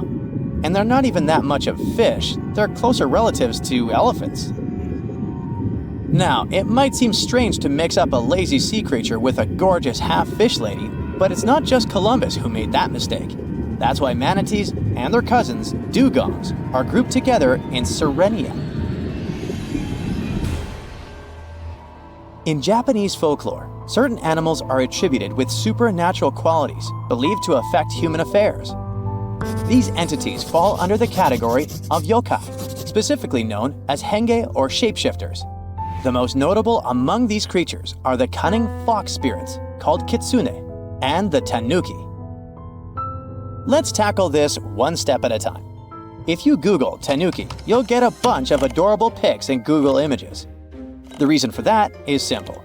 It is indeed tanuki in Japanese, but in English, we should say Japanese raccoon dog if we want to refer to an actual animal. However, the word tanuki can have two meanings, both an actual animal and its folklore namesake. The mythical version, called bake tanuki, pops up in stories and legends all over Japan, while tanuki are real animals. Bake tanuki are portrayed as quirky, supernatural beings. In some areas, the tanuki is said to have shape-shifting abilities, similar to those of foxes. It can become anything or anyone, and some stories even claim that it can possess humans. Now, kitsune are inspired by foxes. Their looks speak for themselves. These magical animals get wiser and more powerful as they age. Just like tanuki, they can shapeshift into humans or other forms, and they're known for their tricks. While some stories talk about kitsune playing pranks, others show them as loyal friends or even lovers. Back in ancient Japan, foxes and humans hung out a lot, leading to all sorts of legends. By the way, the number of tails a kitsune has is the key. The more tails, up to 9, the older and more powerful it is. Some folks even make offerings to them as if they were deities. I mean, who wouldn't want a wise fox on their side? Today, dire wolves are widely recognized due to their connection with the Stark kids in Game of Thrones. However, these creatures were not merely a product of the show's creators' imagination. Much larger than contemporary wolves, dire wolves inhabited the Americas until their extinction around 10,000 years ago. Over 4,000 fossilized remains of these animals were unearthed at the La Brea tar pits in Los Angeles, where they may have become trapped while scavenging on the remains of other animals that had fallen in. The dire wolf had an exceptionally large skull, yet its brain was smaller compared to that of modern wolves. If they had possessed larger brains, they might have been more discerning and recognized the dangers posed by the tar pits.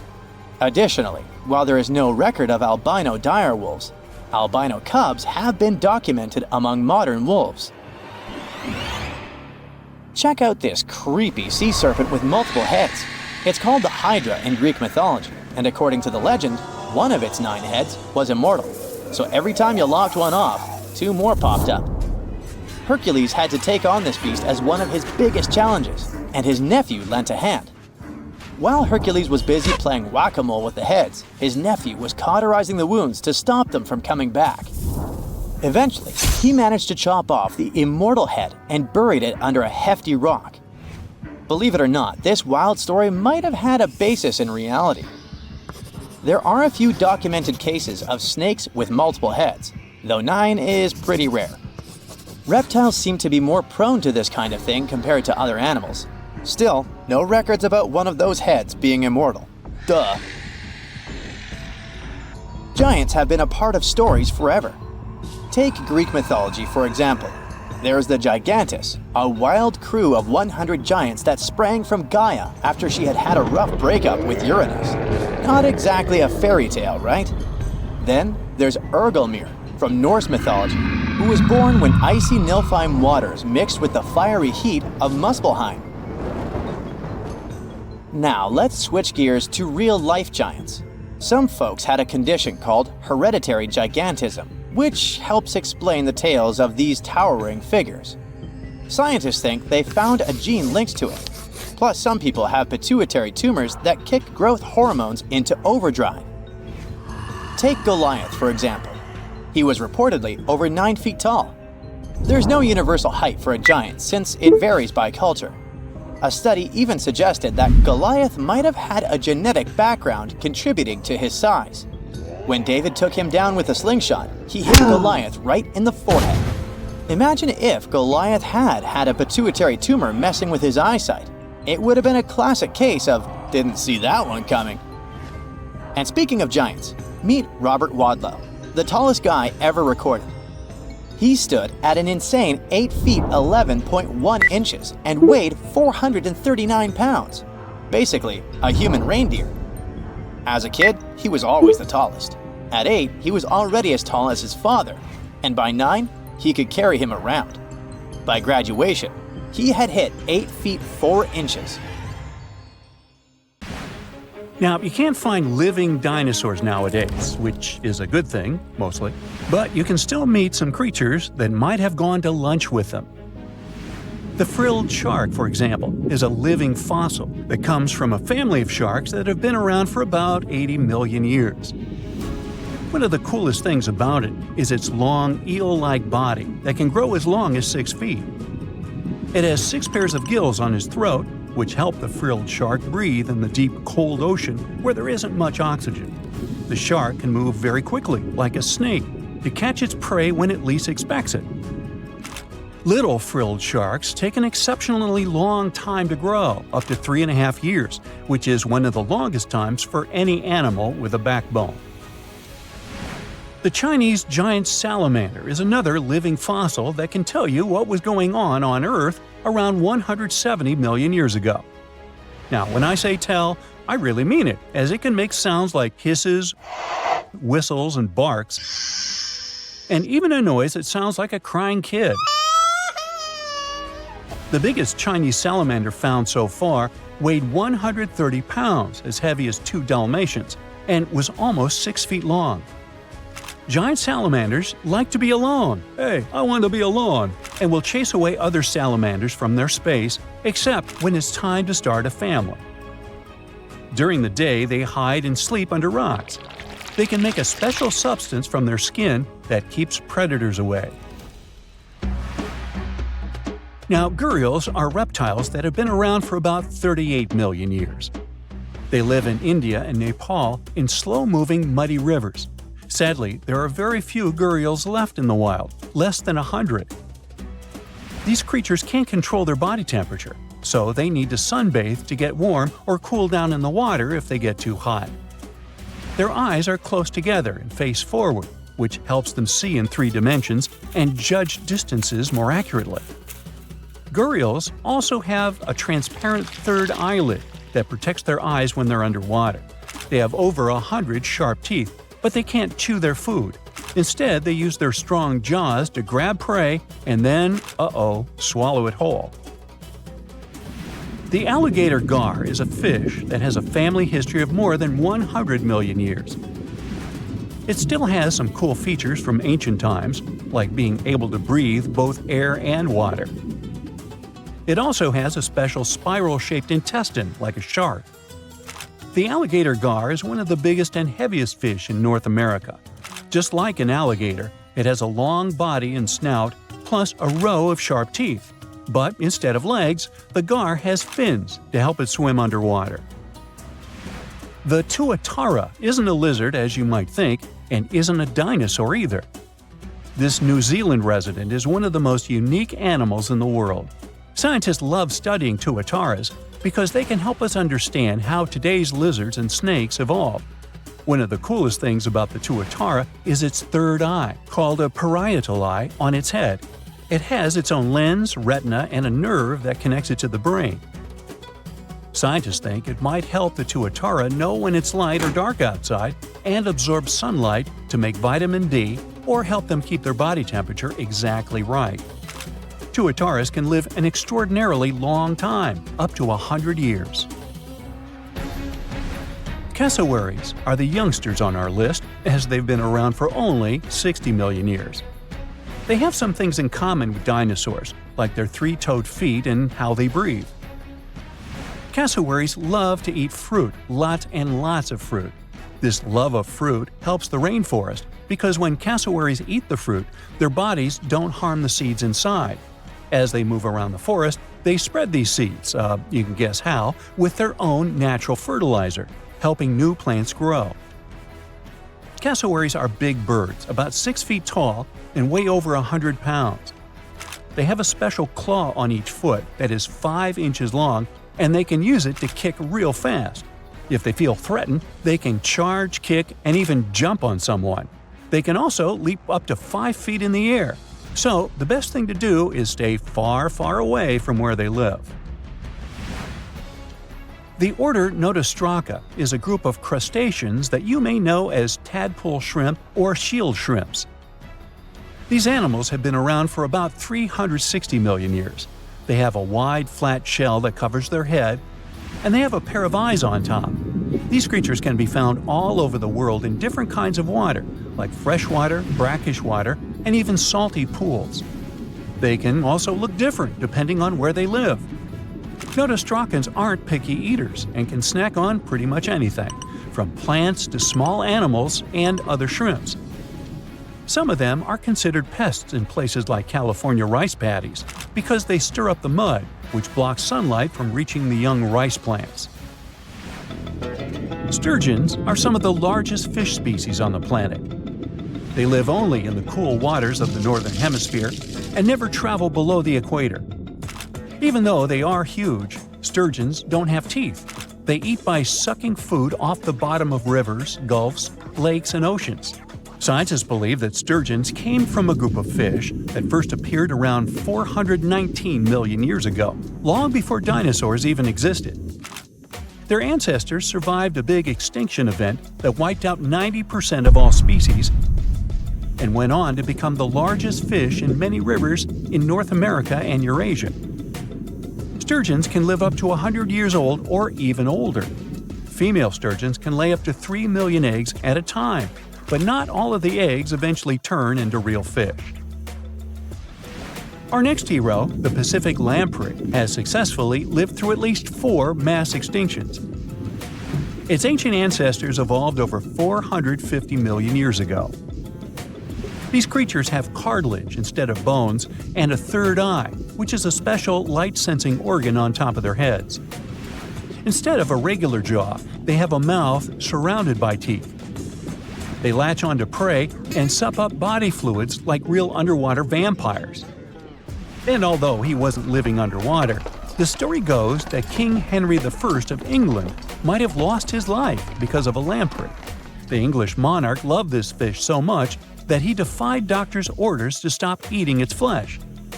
He got sick every time he'd have it, but the lack of bones and the unusual taste made the royal fall in love with it. As a result, he got some scary symptoms from eating lamprey and eventually passed away. Can you say clueless? The elephant fish, also called the Australian ghost shark, has been on Earth for around 400 million years. Even though they're related to sharks, they aren't actually sharks. Instead of bones, their bodies are made entirely of cartilage. These fish have a special shiny tissue in their eyes that can make their eyes look like they change color from yellow to green. Elephant fish can be pretty tough and will fight back if they feel threatened. They like to be alone and usually don't hang out with other fish. Horseshoe crabs also deserve the title of survival champs, as they've been around even before dinosaurs, since 450 million years ago. 4 species are still roaming the ocean from Maine all the way to Mexico. Horseshoe crabs are more like spiders than ticks than they are like real crabs. They have 9 eyes, plus extra light sensors near their tails so they can see really well. They breathe underwater using flap-like gills near their belly, and sometimes they use these gills to swim upside down. Every spring, when the tide is high, these creatures come up to the beach at night to mate and lay their eggs, and you can see hundreds of thousands of them. Today, I'm going to tell you about creatures that had unique features which allowed them to grow to incredible sizes. They were some of the most impressive animals to have ever existed on our planet. The Argentinosaurus is a genus of sauropod dinosaurs that lived approximately 97 million years ago in what is now South America. Scientists think it was one of the largest land animals ever, with a length of up to 100 feet and a weight of up to 100 tons. A farmer stumbled upon a giant leg bone while tending his cattle. That's how he discovered the first fossils of the Argentinosaurus in Argentina in 1987. Further excavations uncovered more bones, revealing a massive dinosaur that would have dwarfed most other animals of its time. The Spinosaurus, meaning spine lizard, is a genus of theropod dinosaur that lived around 97 million years ago in what is now North Africa. It is believed to be one of the largest carnivorous dinosaurs to ever exist, with a length of up to 60 feet and a weight of up to 23 tons. The Spinosaurus is known for its distinctive elongated sail-like structure on its back. It was likely used for thermoregulation. It also had long crocodile-like jaws that were lined with sharp teeth. This allowed the creature to catch and eat large prey, such as fish, crocodiles, and other dinosaurs. The first fossils of the Spinosaurus were discovered in Egypt in 1912. The sperm whale, Physeter macrocephalus, is a species of toothed whale that is the largest toothed predator on Earth.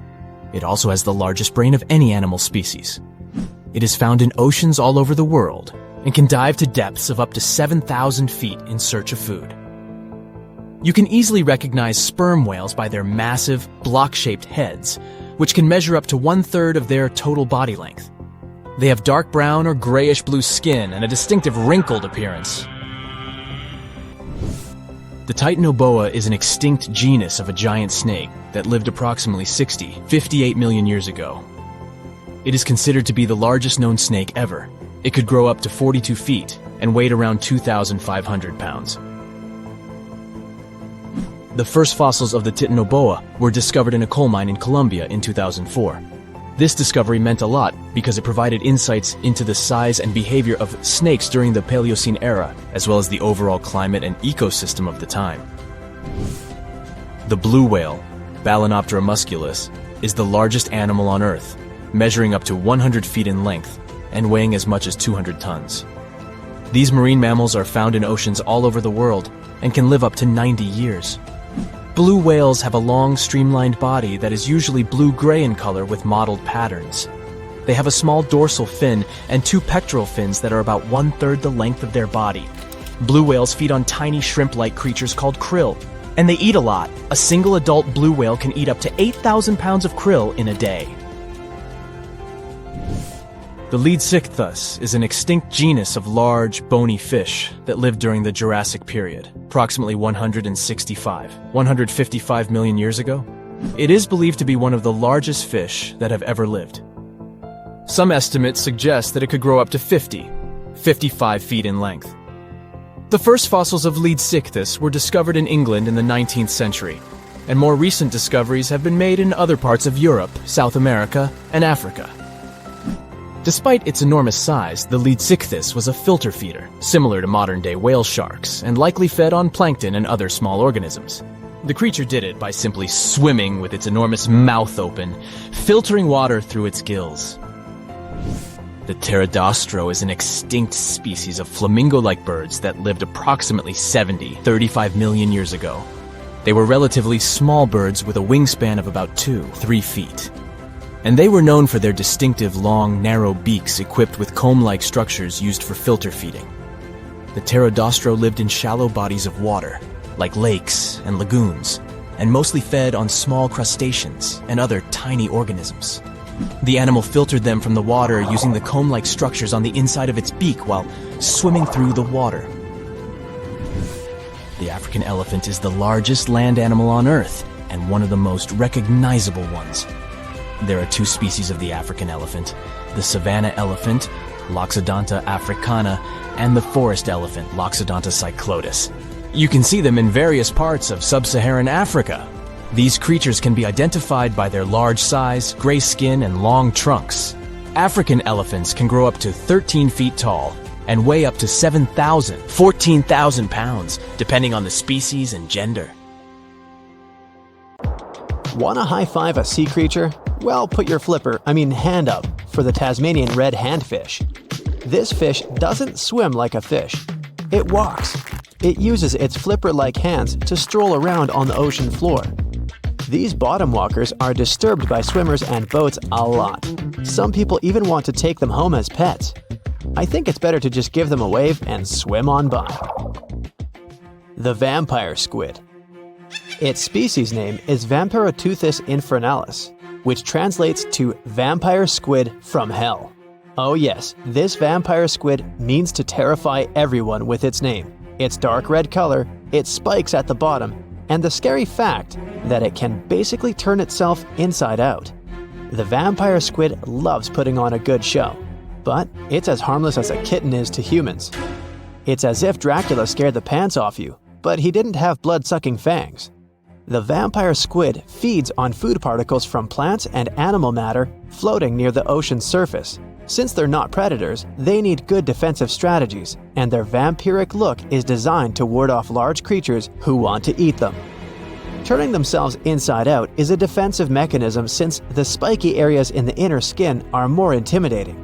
They also shoot out a substance that does not have color, but is packed with bioluminescent particles to distract predators. The vaquita. Going out on a boat off the coast of Mexico sounds like the perfect vacation. The sun, the blue water, the most endangered sea creature. Wait, what?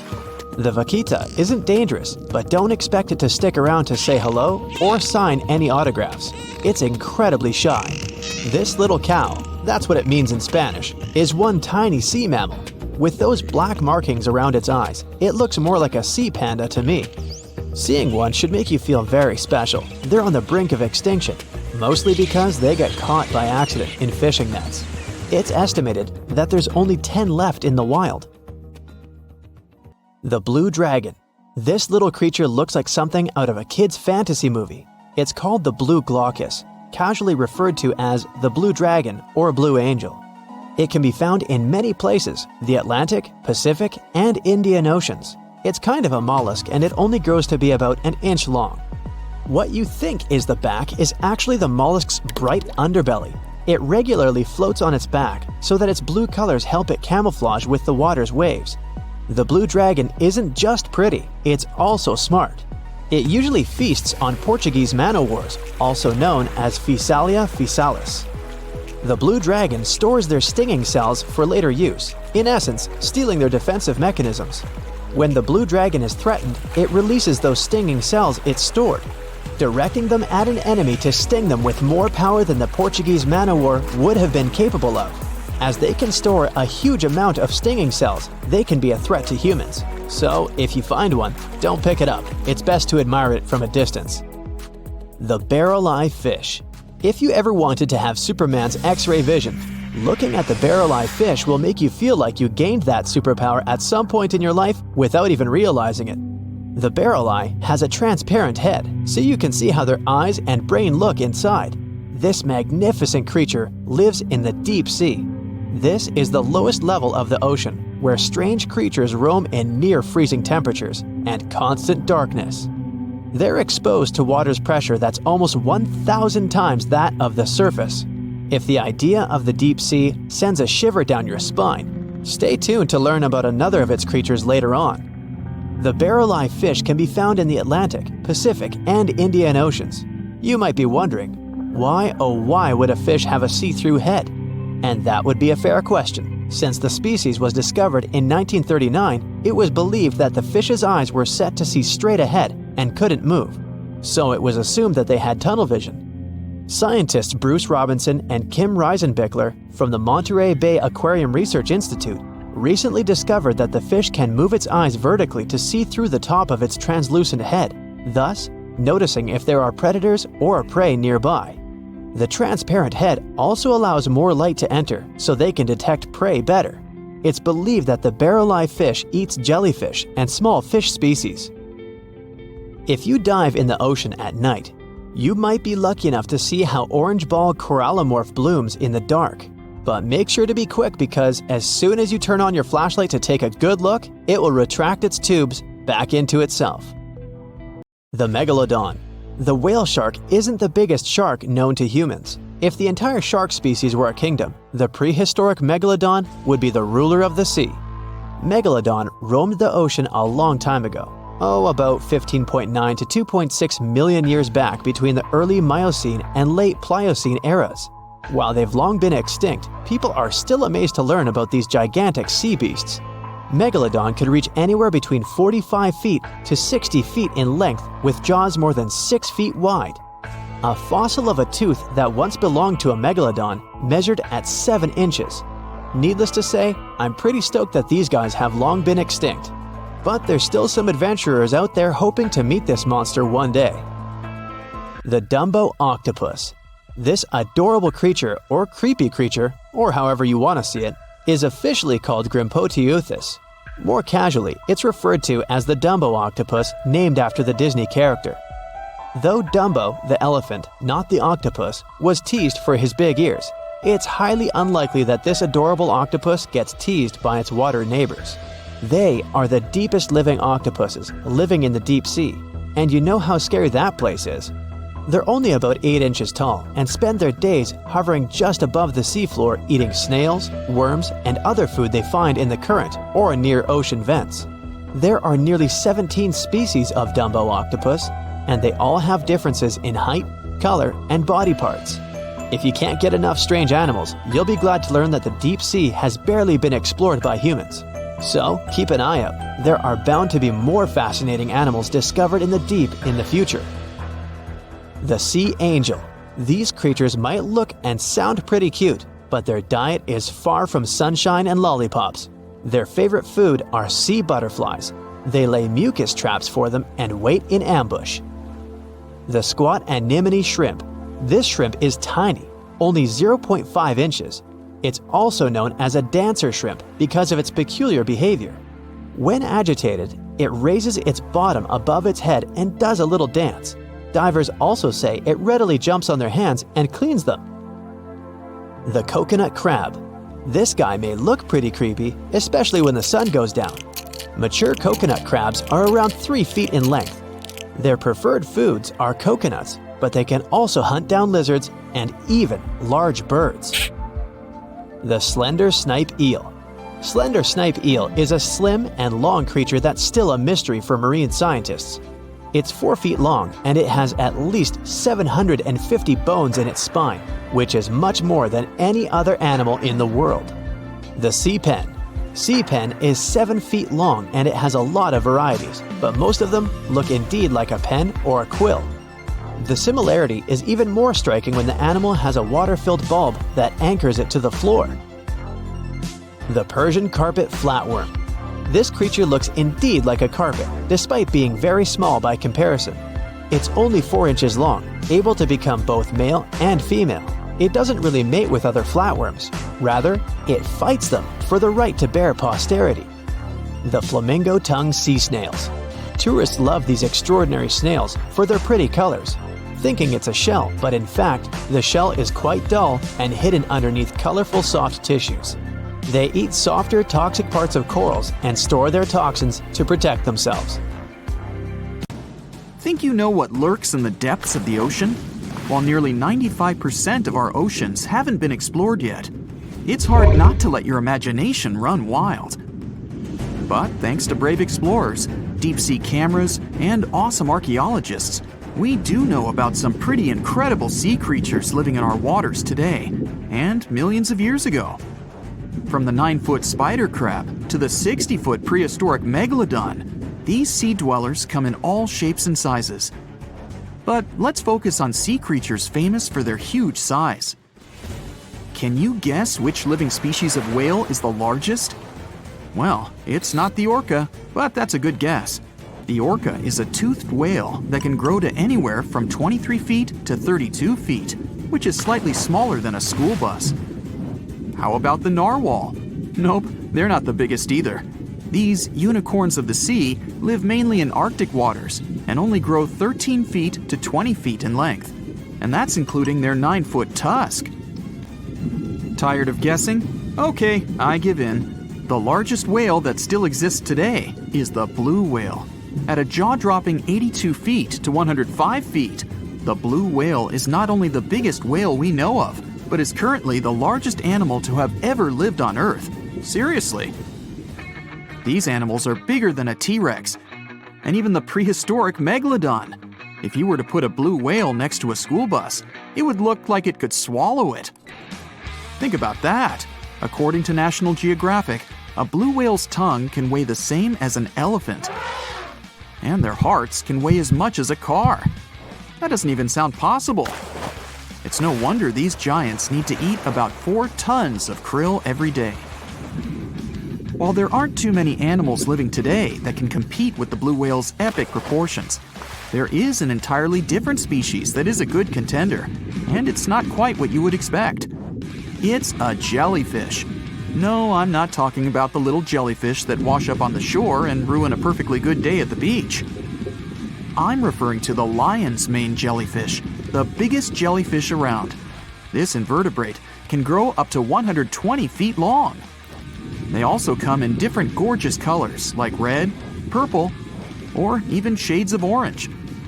As if their length wasn't impressive, the lion's mane jellyfish boast a whopping 8 sets of 70 to 150 tentacles. That means they can have up to 1,200 in total. And here's the giant oceanic manta ray, the largest type of ray in the world. Their wingspan can be longer than a bus. These guys can reach 30 feet in length. They also have the biggest brain compared to body size among all fish. Unlike their stingray cousins, mantas don't have venomous tails.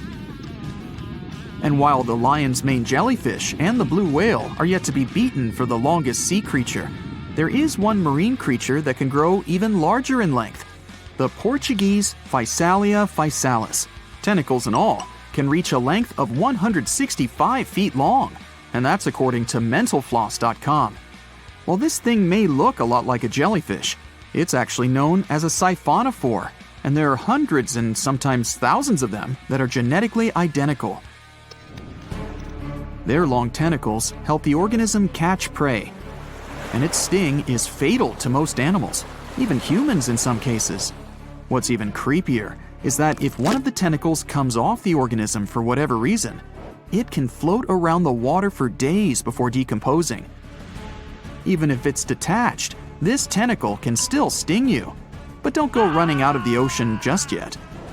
Your chances of being hurt by a Portuguese Physalia physalis sting are pretty slim. However, if you do get stung, the side effects aren't pretty, with welts, stomach cramps, an elevated heart rate, and an upset stomach. While you don't want to go anywhere near these long creatures, they sure are pretty to look at. Check out all those colors. The Shastasaurus is the biggest marine reptile that has ever existed. These predators lived during the late Triassic period, about 210 million years ago. These amazing giants could reach lengths of up to 69 feet and weighed more than 75 tons. This made the Shastasaurus as heavy as a blue whale. And if you could stand this creature up vertically, it'd be as tall as a 7-story building. Despite appearances, the Shastasaurus was actually pretty slim for its size. Its ribcage was only 6 feet across. You'd think that this big guy was chowing down on other dinosaurs, but that's not the case at all. This reptile survived on a diet that consisted of small fish and cephalopods, like octopuses and squids. The Albertonectes is a bright representative of the plesiosaur family, meaning that this marine reptile had a small head on an incredibly long neck and large flipper-like limbs that helped it move through the water. These creatures occupied the seas around North America 76 to 70 million years ago. The length of this sea monster could reach 38 feet, with its neck taking up 23 feet of that length. Its neck was a true record breaker. It had a whopping 76 bones in it. No other animal known to humankind has had so many vertebrae in its neck. Scientists aren't sure why they needed such a lengthy neck. They might have used it to collect shellfish off the seabed, or perhaps it helped them capture their main prey, fish and squids. This aquatic reptile also had gastroliths in its stomachs. Some of them were as big as 5.5 inches in diameter. The Tylosaurus belonged to the mosasaur family. It dominated the shallow seas of North America about 85 to 80 million years ago. This was an enormous predator, with the biggest representatives reaching 45 feet in length. It had a narrow hydrodynamic body with a blunt, powerful head that the animal used to ram and stun its prey. Its body was equipped with agile flippers and a long tail decorated with a maneuverable fin. The Tylosaurus was a carnivore, and its diet included not only fish, turtles, and small sharks, but also other mosasaurs, plesiosaurs, and flightless birds. Meet Ophthalmosaurus. This prehistoric reptile thrived during the late Jurassic period and lived in oceans all over the world. Ophthalmosaurus weighed somewhere around 6,000 pounds and grew to approximately 16 feet long, according to newdinosaurs.com. That's about the same length as the beluga whale that exists today. It's too bad these guys went extinct before we had a chance to see them ourselves, as their cartoonish wide eyes and dolphin-like features are pretty darn cute. Of course, the Ophthalmosaurus evolved over time to become ophthalmologists, or eye doctors that we know today. No, that's just a lie. Just testing you. The Mosasaurus is a truly gigantic predator that dominated the seas all over the world about 66 million years ago. According to fossil evidence, some specimens could be more than 50 feet in length. This fact makes the Mosasaurus the biggest marine carnivore of its time. One of the most terrifying things about this creature was its crocodile-like head, decorated with literally hundreds of razor-sharp teeth, neatly organized in 2 rows on both jaws. The thing is that it was pretty challenging for the Mosasaurus to grab its prey in the water. That's why it had all these teeth, plus something special: pterygoid teeth anchored to the bones on the roof of its mouth. This made hunting and holding onto its prey much easier.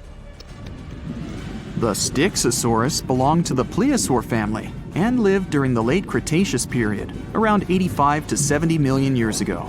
Upon first glance at this dinosaur, you might mistake it for a sea snake, and it'd be an honest mistake. Styxosauruses were about 35 feet in length, but over 16 feet of that consisted just of their long snake-like neck. They had a comparatively small body and weighed approximately 4 tons. Their mouths were full of razor-sharp cone-shaped teeth that they used to catch fish. They didn't need to chew their prey, thanks to the 200 small stones called gastroliths in their bellies that probably aided in digestion. At the same time, some scientists believe that the Styxosaurus used these stones to sink to the ocean bottom in search of particular types of fish. Looks kind of like Nessie to me. The stonefish.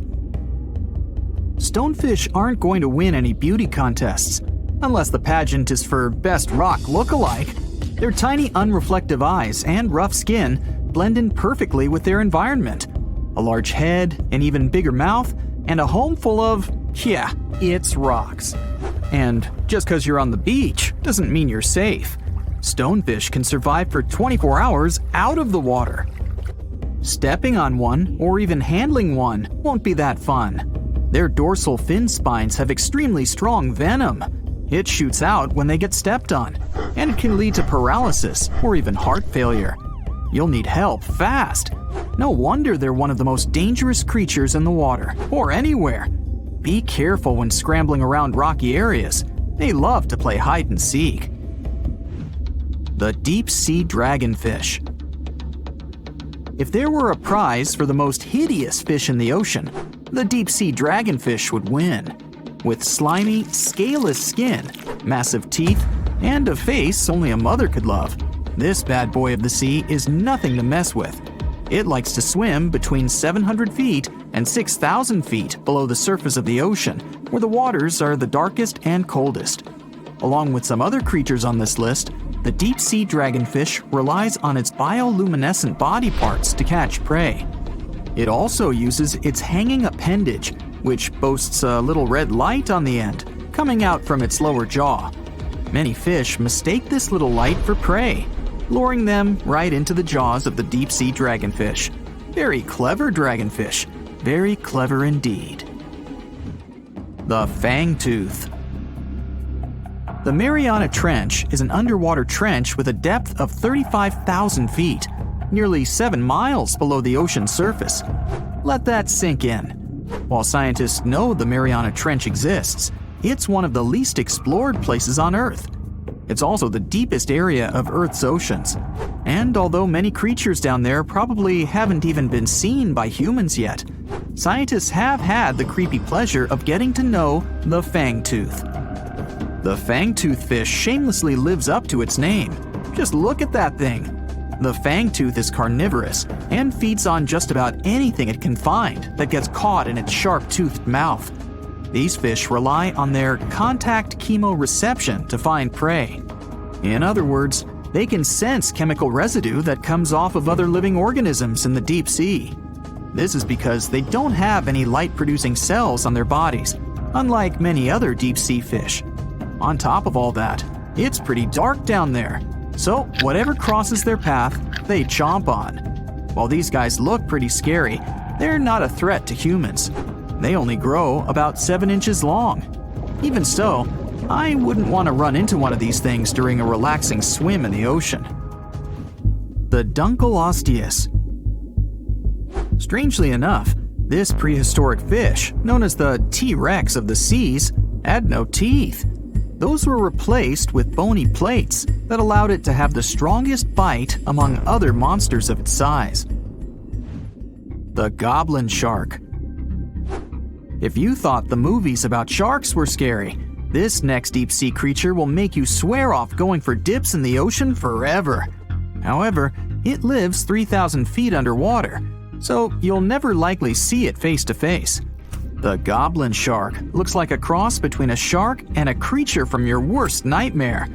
These sharks boast a protruding sword-like snout with a jaw that juts out to match.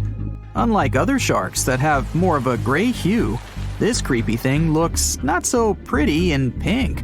Aside from their scary demeanor, what do scientists really know about the goblin shark? Well, not much, except that they can grow up to 18 feet in length. Looks like there's still a lot to learn about these guys, if you dare to. By the way, did you know that sharks don't sleep? Many species have to keep water moving over their gills to get oxygen, so they can't fall into a deep sleep like we do.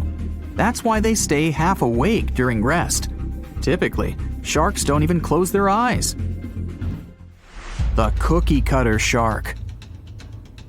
This shark is a living horror, with lower teeth being big and sharp, while the upper ones are much smaller. When its teeth fall off, the shark eats them to maintain calcium levels. Pretty smart solution for a shark. The frilled shark. Studying the frilled shark is like looking through a portal back to prehistoric times. That's because scientists think that these eel-like sharks haven't changed much since their oldest ancestors roamed the deep sea waters, so they're sometimes referred to as living fossils.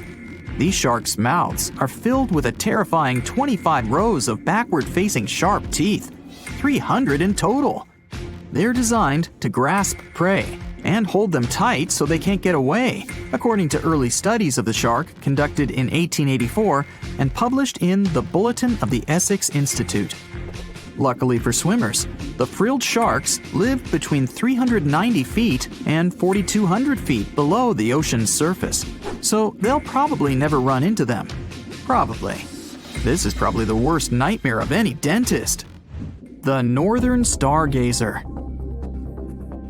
Take a look at this cutie. The northern stargazer is definitely not something you'd wish to see on the ocean floor. This horrid creature hides its body under the sand, leaving its face above to wait for prey.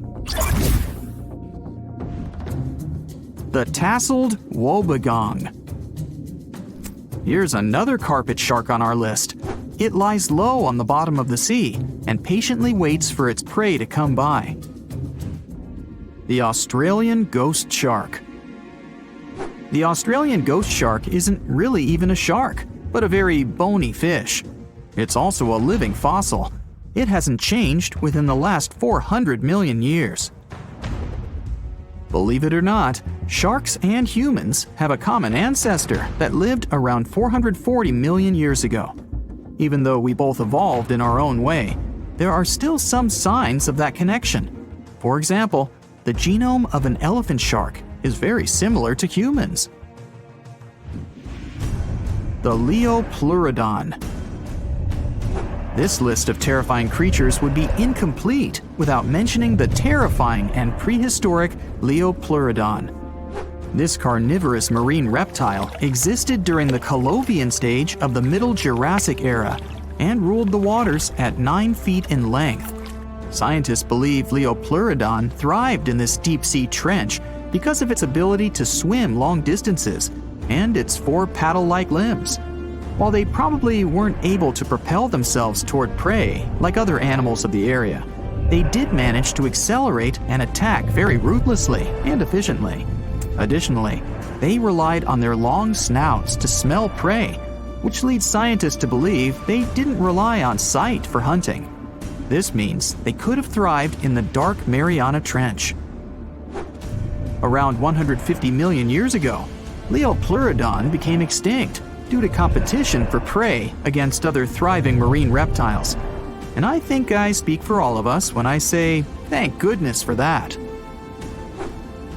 Considering that scientists have only explored 5% of the ocean floor and found some of the scariest sea creatures imaginable, one can only dream of what other animals reside in the deep sea waters. Perhaps it's best to keep them in your imagination. Am I right? The megamouth shark. This shark is a filter feeder, and it's friendly to humans, although its huge mouth can look quite threatening. Like basking sharks, it swims with its mouth constantly wide open, as if it were on Twitter. The gulper eel. This deep-sea eel has an easily distended belly that allows it to swallow prey twice its size in a single monstrous bite. They have very unusual jaw shapes and can reach about 2 to 3 feet in length. Do you see that large log near the ocean floor? Maybe it's part of an old ship. Treasure, gold, diamonds, I'm rich! Well, as you get closer, you notice something. It's swimming! It's not a shark or a dolphin, it's a saltwater crocodile! Now don't panic. If you bump into one of these reptiles in the sea, it's unlikely it'll think of you as food. Crocodiles have a special valve in their throat that stops them from drowning underwater, but that doesn't mean they can't bite. Usually, they're heading to a nearby island, and the quickest way there is to body surf. They can't really take the ferry, you know. Watching one from a distance should be okay. Just don't swim to shore right away. They love to ambush their lunch in shallow water. If there's one time I'd want to see a great white shark, it's when I'm diving with crocodiles. They'll gladly take a crocodile-sized nibble, given the right motivation. It looks like a prehistoric creature that came from the time of dinosaurs. This scary beast is called the basking shark. It can grow up to 39 feet. People have only reported 3 of them in the past 160 years. The last sighting was in 2015, and before that, about 80 years ago. These sharks sometimes rise to the surface to filter out small animals, such as shrimps and other small crustaceans, when they want to have a nice, tasty seafood dinner. But when there isn't enough grub at the surface, they go down to the depths of almost 3,300 feet, where they tend to stay for months, which is something researchers discovered using satellite tags. Tag, you're it! Now, basking sharks like to spend their time in more temperate waters, but they can migrate long distances. They live across the globe, but in warm tropical or subtropical areas, they won't go near the surface because they're not fans of high temperatures. The lion's mane jellyfish is not that rare, but it's fascinating how large it is. It's the biggest among jellyfish species and the longest animal. Its total length can reach 120 feet. That's approximately 23 feet more than the longest blue whale scientists know about. The jellyfish has around 70 to 150 tentacles, and they all contain huge amounts of neurotoxins that can seriously harm you if you come in contact with the animal. But people don't usually come across this type of jellyfish because it rarely lives near the coast, preferring the open ocean. Generally, you can find the lion's mane jellyfish no deeper than 65 feet below the surface, where it dines on small fishes, zooplankton, and some other types of jellyfish. It uses its tentacles to catch its value meal. Hey, you want fries with that? The giant phantom jelly comes out of the darkness and depths of the ocean's midnight zone. Its sun hat-shaped bell reaches over 3 feet across. This bell trails 4 ribbon-like mouth arms that can be up to 33 feet long. This quite rare creature uses its mouth arms to catch unfortunate animals swimming around and not knowing what's coming for them. Giant phantom jelly propels itself through the water with periodic pulses coming from its orange head. It glows faintly and mysteriously in the pitch-black depths. It lives across the globe in all the oceans except for the Arctic. I'm guessing it's too cold. Because of its odd shape, people often call the oarfish the dragonfish or sea serpent. It's about 26 feet long, which makes it the longest bony fish we know about, and lives at depths of 3,300 feet. Oarfish spend most of their time in the deep, dark parts of the open ocean in tropical and subtropical areas. They almost never come to the surface, unless, invited. It's a ribbon-shaped and shiny silver creature with a long red dorsal fin and red oar-like pelvic fins. Its body has no scales and is very thin. The fish can grow to a length of about 30 feet and weigh 660 pounds. Oarfish have really big eyes that help them see better in their dark, scary surroundings. The frilled shark is definitely one of the gnarliest-looking marine animals out there. If you saw it somewhere, you'd probably think you went back to the age of dinosaurs. Yup, the frilled shark is a prehistoric creature because its roots go back 80 million years. This living fossil can grow to be 7 feet long. It got its name from its frilly gills. Even though frilled sharks have the shark part in their name, they swim similar to an eel in a distinctly serpentine way. Its mouth is terrifying. Similar to the maw of the great white shark, it has 300 trident-shaped teeth lined in 25 rows. Hey, come a little closer, huh?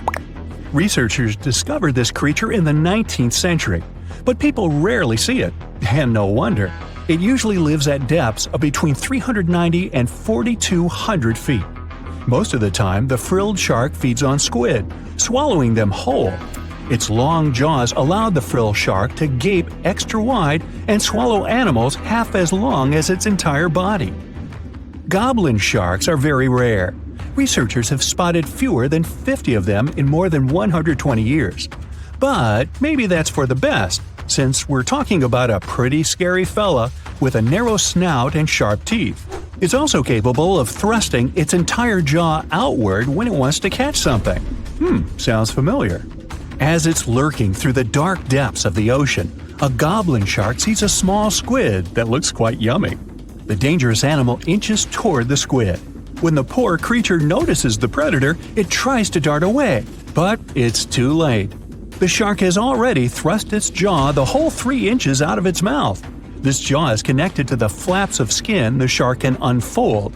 This helps a lot because the goblin shark is a sluggish animal, so it's pretty hard for it to chase its food. After finishing its lunch, the goblin shark puts its jaw back in its mouth and swims away as if nothing's happened. Goblin sharks mostly live at the bottom of the ocean. Like many other shark species, they prefer swimming alone. Here's a silver-colored creature with very rough skin. That's the ocean sunfish, with a total length of almost 11 feet. Its other name is mola. The ocean sunfish is the heaviest of all bony fish out there. People sometimes call it a swimming head because of its bizarre appearance. These creatures have such a weird shape because they're born with a back fin that never actually grows. It just folds into itself as the animal matures and creates a rounded rudder. The sunfish is a bit clumsy. It moves with the help of its mighty fins that allow the animal to swim on its side. This marine inhabitant is a solitary creature. It mostly feeds on zooplankton and jellyfish. The spotted wobbegong is one of the world's rarest sharks. It grows to be more than 10 feet long. It may not look as terrifying as some of its shark relatives, but it's pretty good at catching unsuspecting animals swimming past, mostly during the night. The animal has a spiracle, which is why it can breathe while staying still at the bottom of the ocean. It's motionless most of the time, which is why you can barely notice it. Its flat body and large pelvic and pectoral fins blend in with the underwater terrain. That's why they're so good at hiding. This ability helps when these sharks want to protect themselves too. Wobbegong means carpet shark.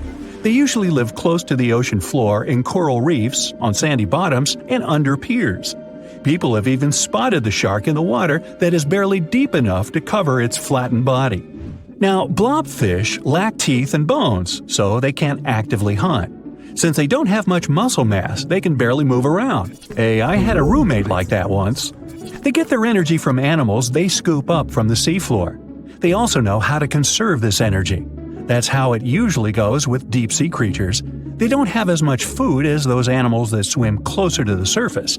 Instead, they have special body mechanisms that allow them to save energy for the times when they don't have much to eat. Pressure at the depths where the blobfish lives is 120 times as high as that at the surface. That's why the bizarre creature looks like a weird gelatinous mass only when you bring it up to the surface. The pressure here is not strong enough to keep its body together. Hey, breaking up is hard to do. The white margin stargazer could compete with the blobfish for the title of the ugliest animal in the sea, don't you think? Now, this animal has eyes on the top of its head, together with an upward-facing mouth which the creature uses to hide itself in the sand. That's where it spends most of its time, with only its eyes protruding from the sand. It chills this way until some small animal passes by. It can lunge at its target incredibly quickly, literally within milliseconds. This creates a vacuum in the water that pulls in a crab, fish, or some other small, unfortunate animal. Another tactic involves venom. This fish has a venomous spine in its shoulder blade that helps with catching other animals and defending itself against enemies. Even though it's not related to the electric eel, the white margin stargazer can generate an electric shock as powerful as 50 volts. Ow!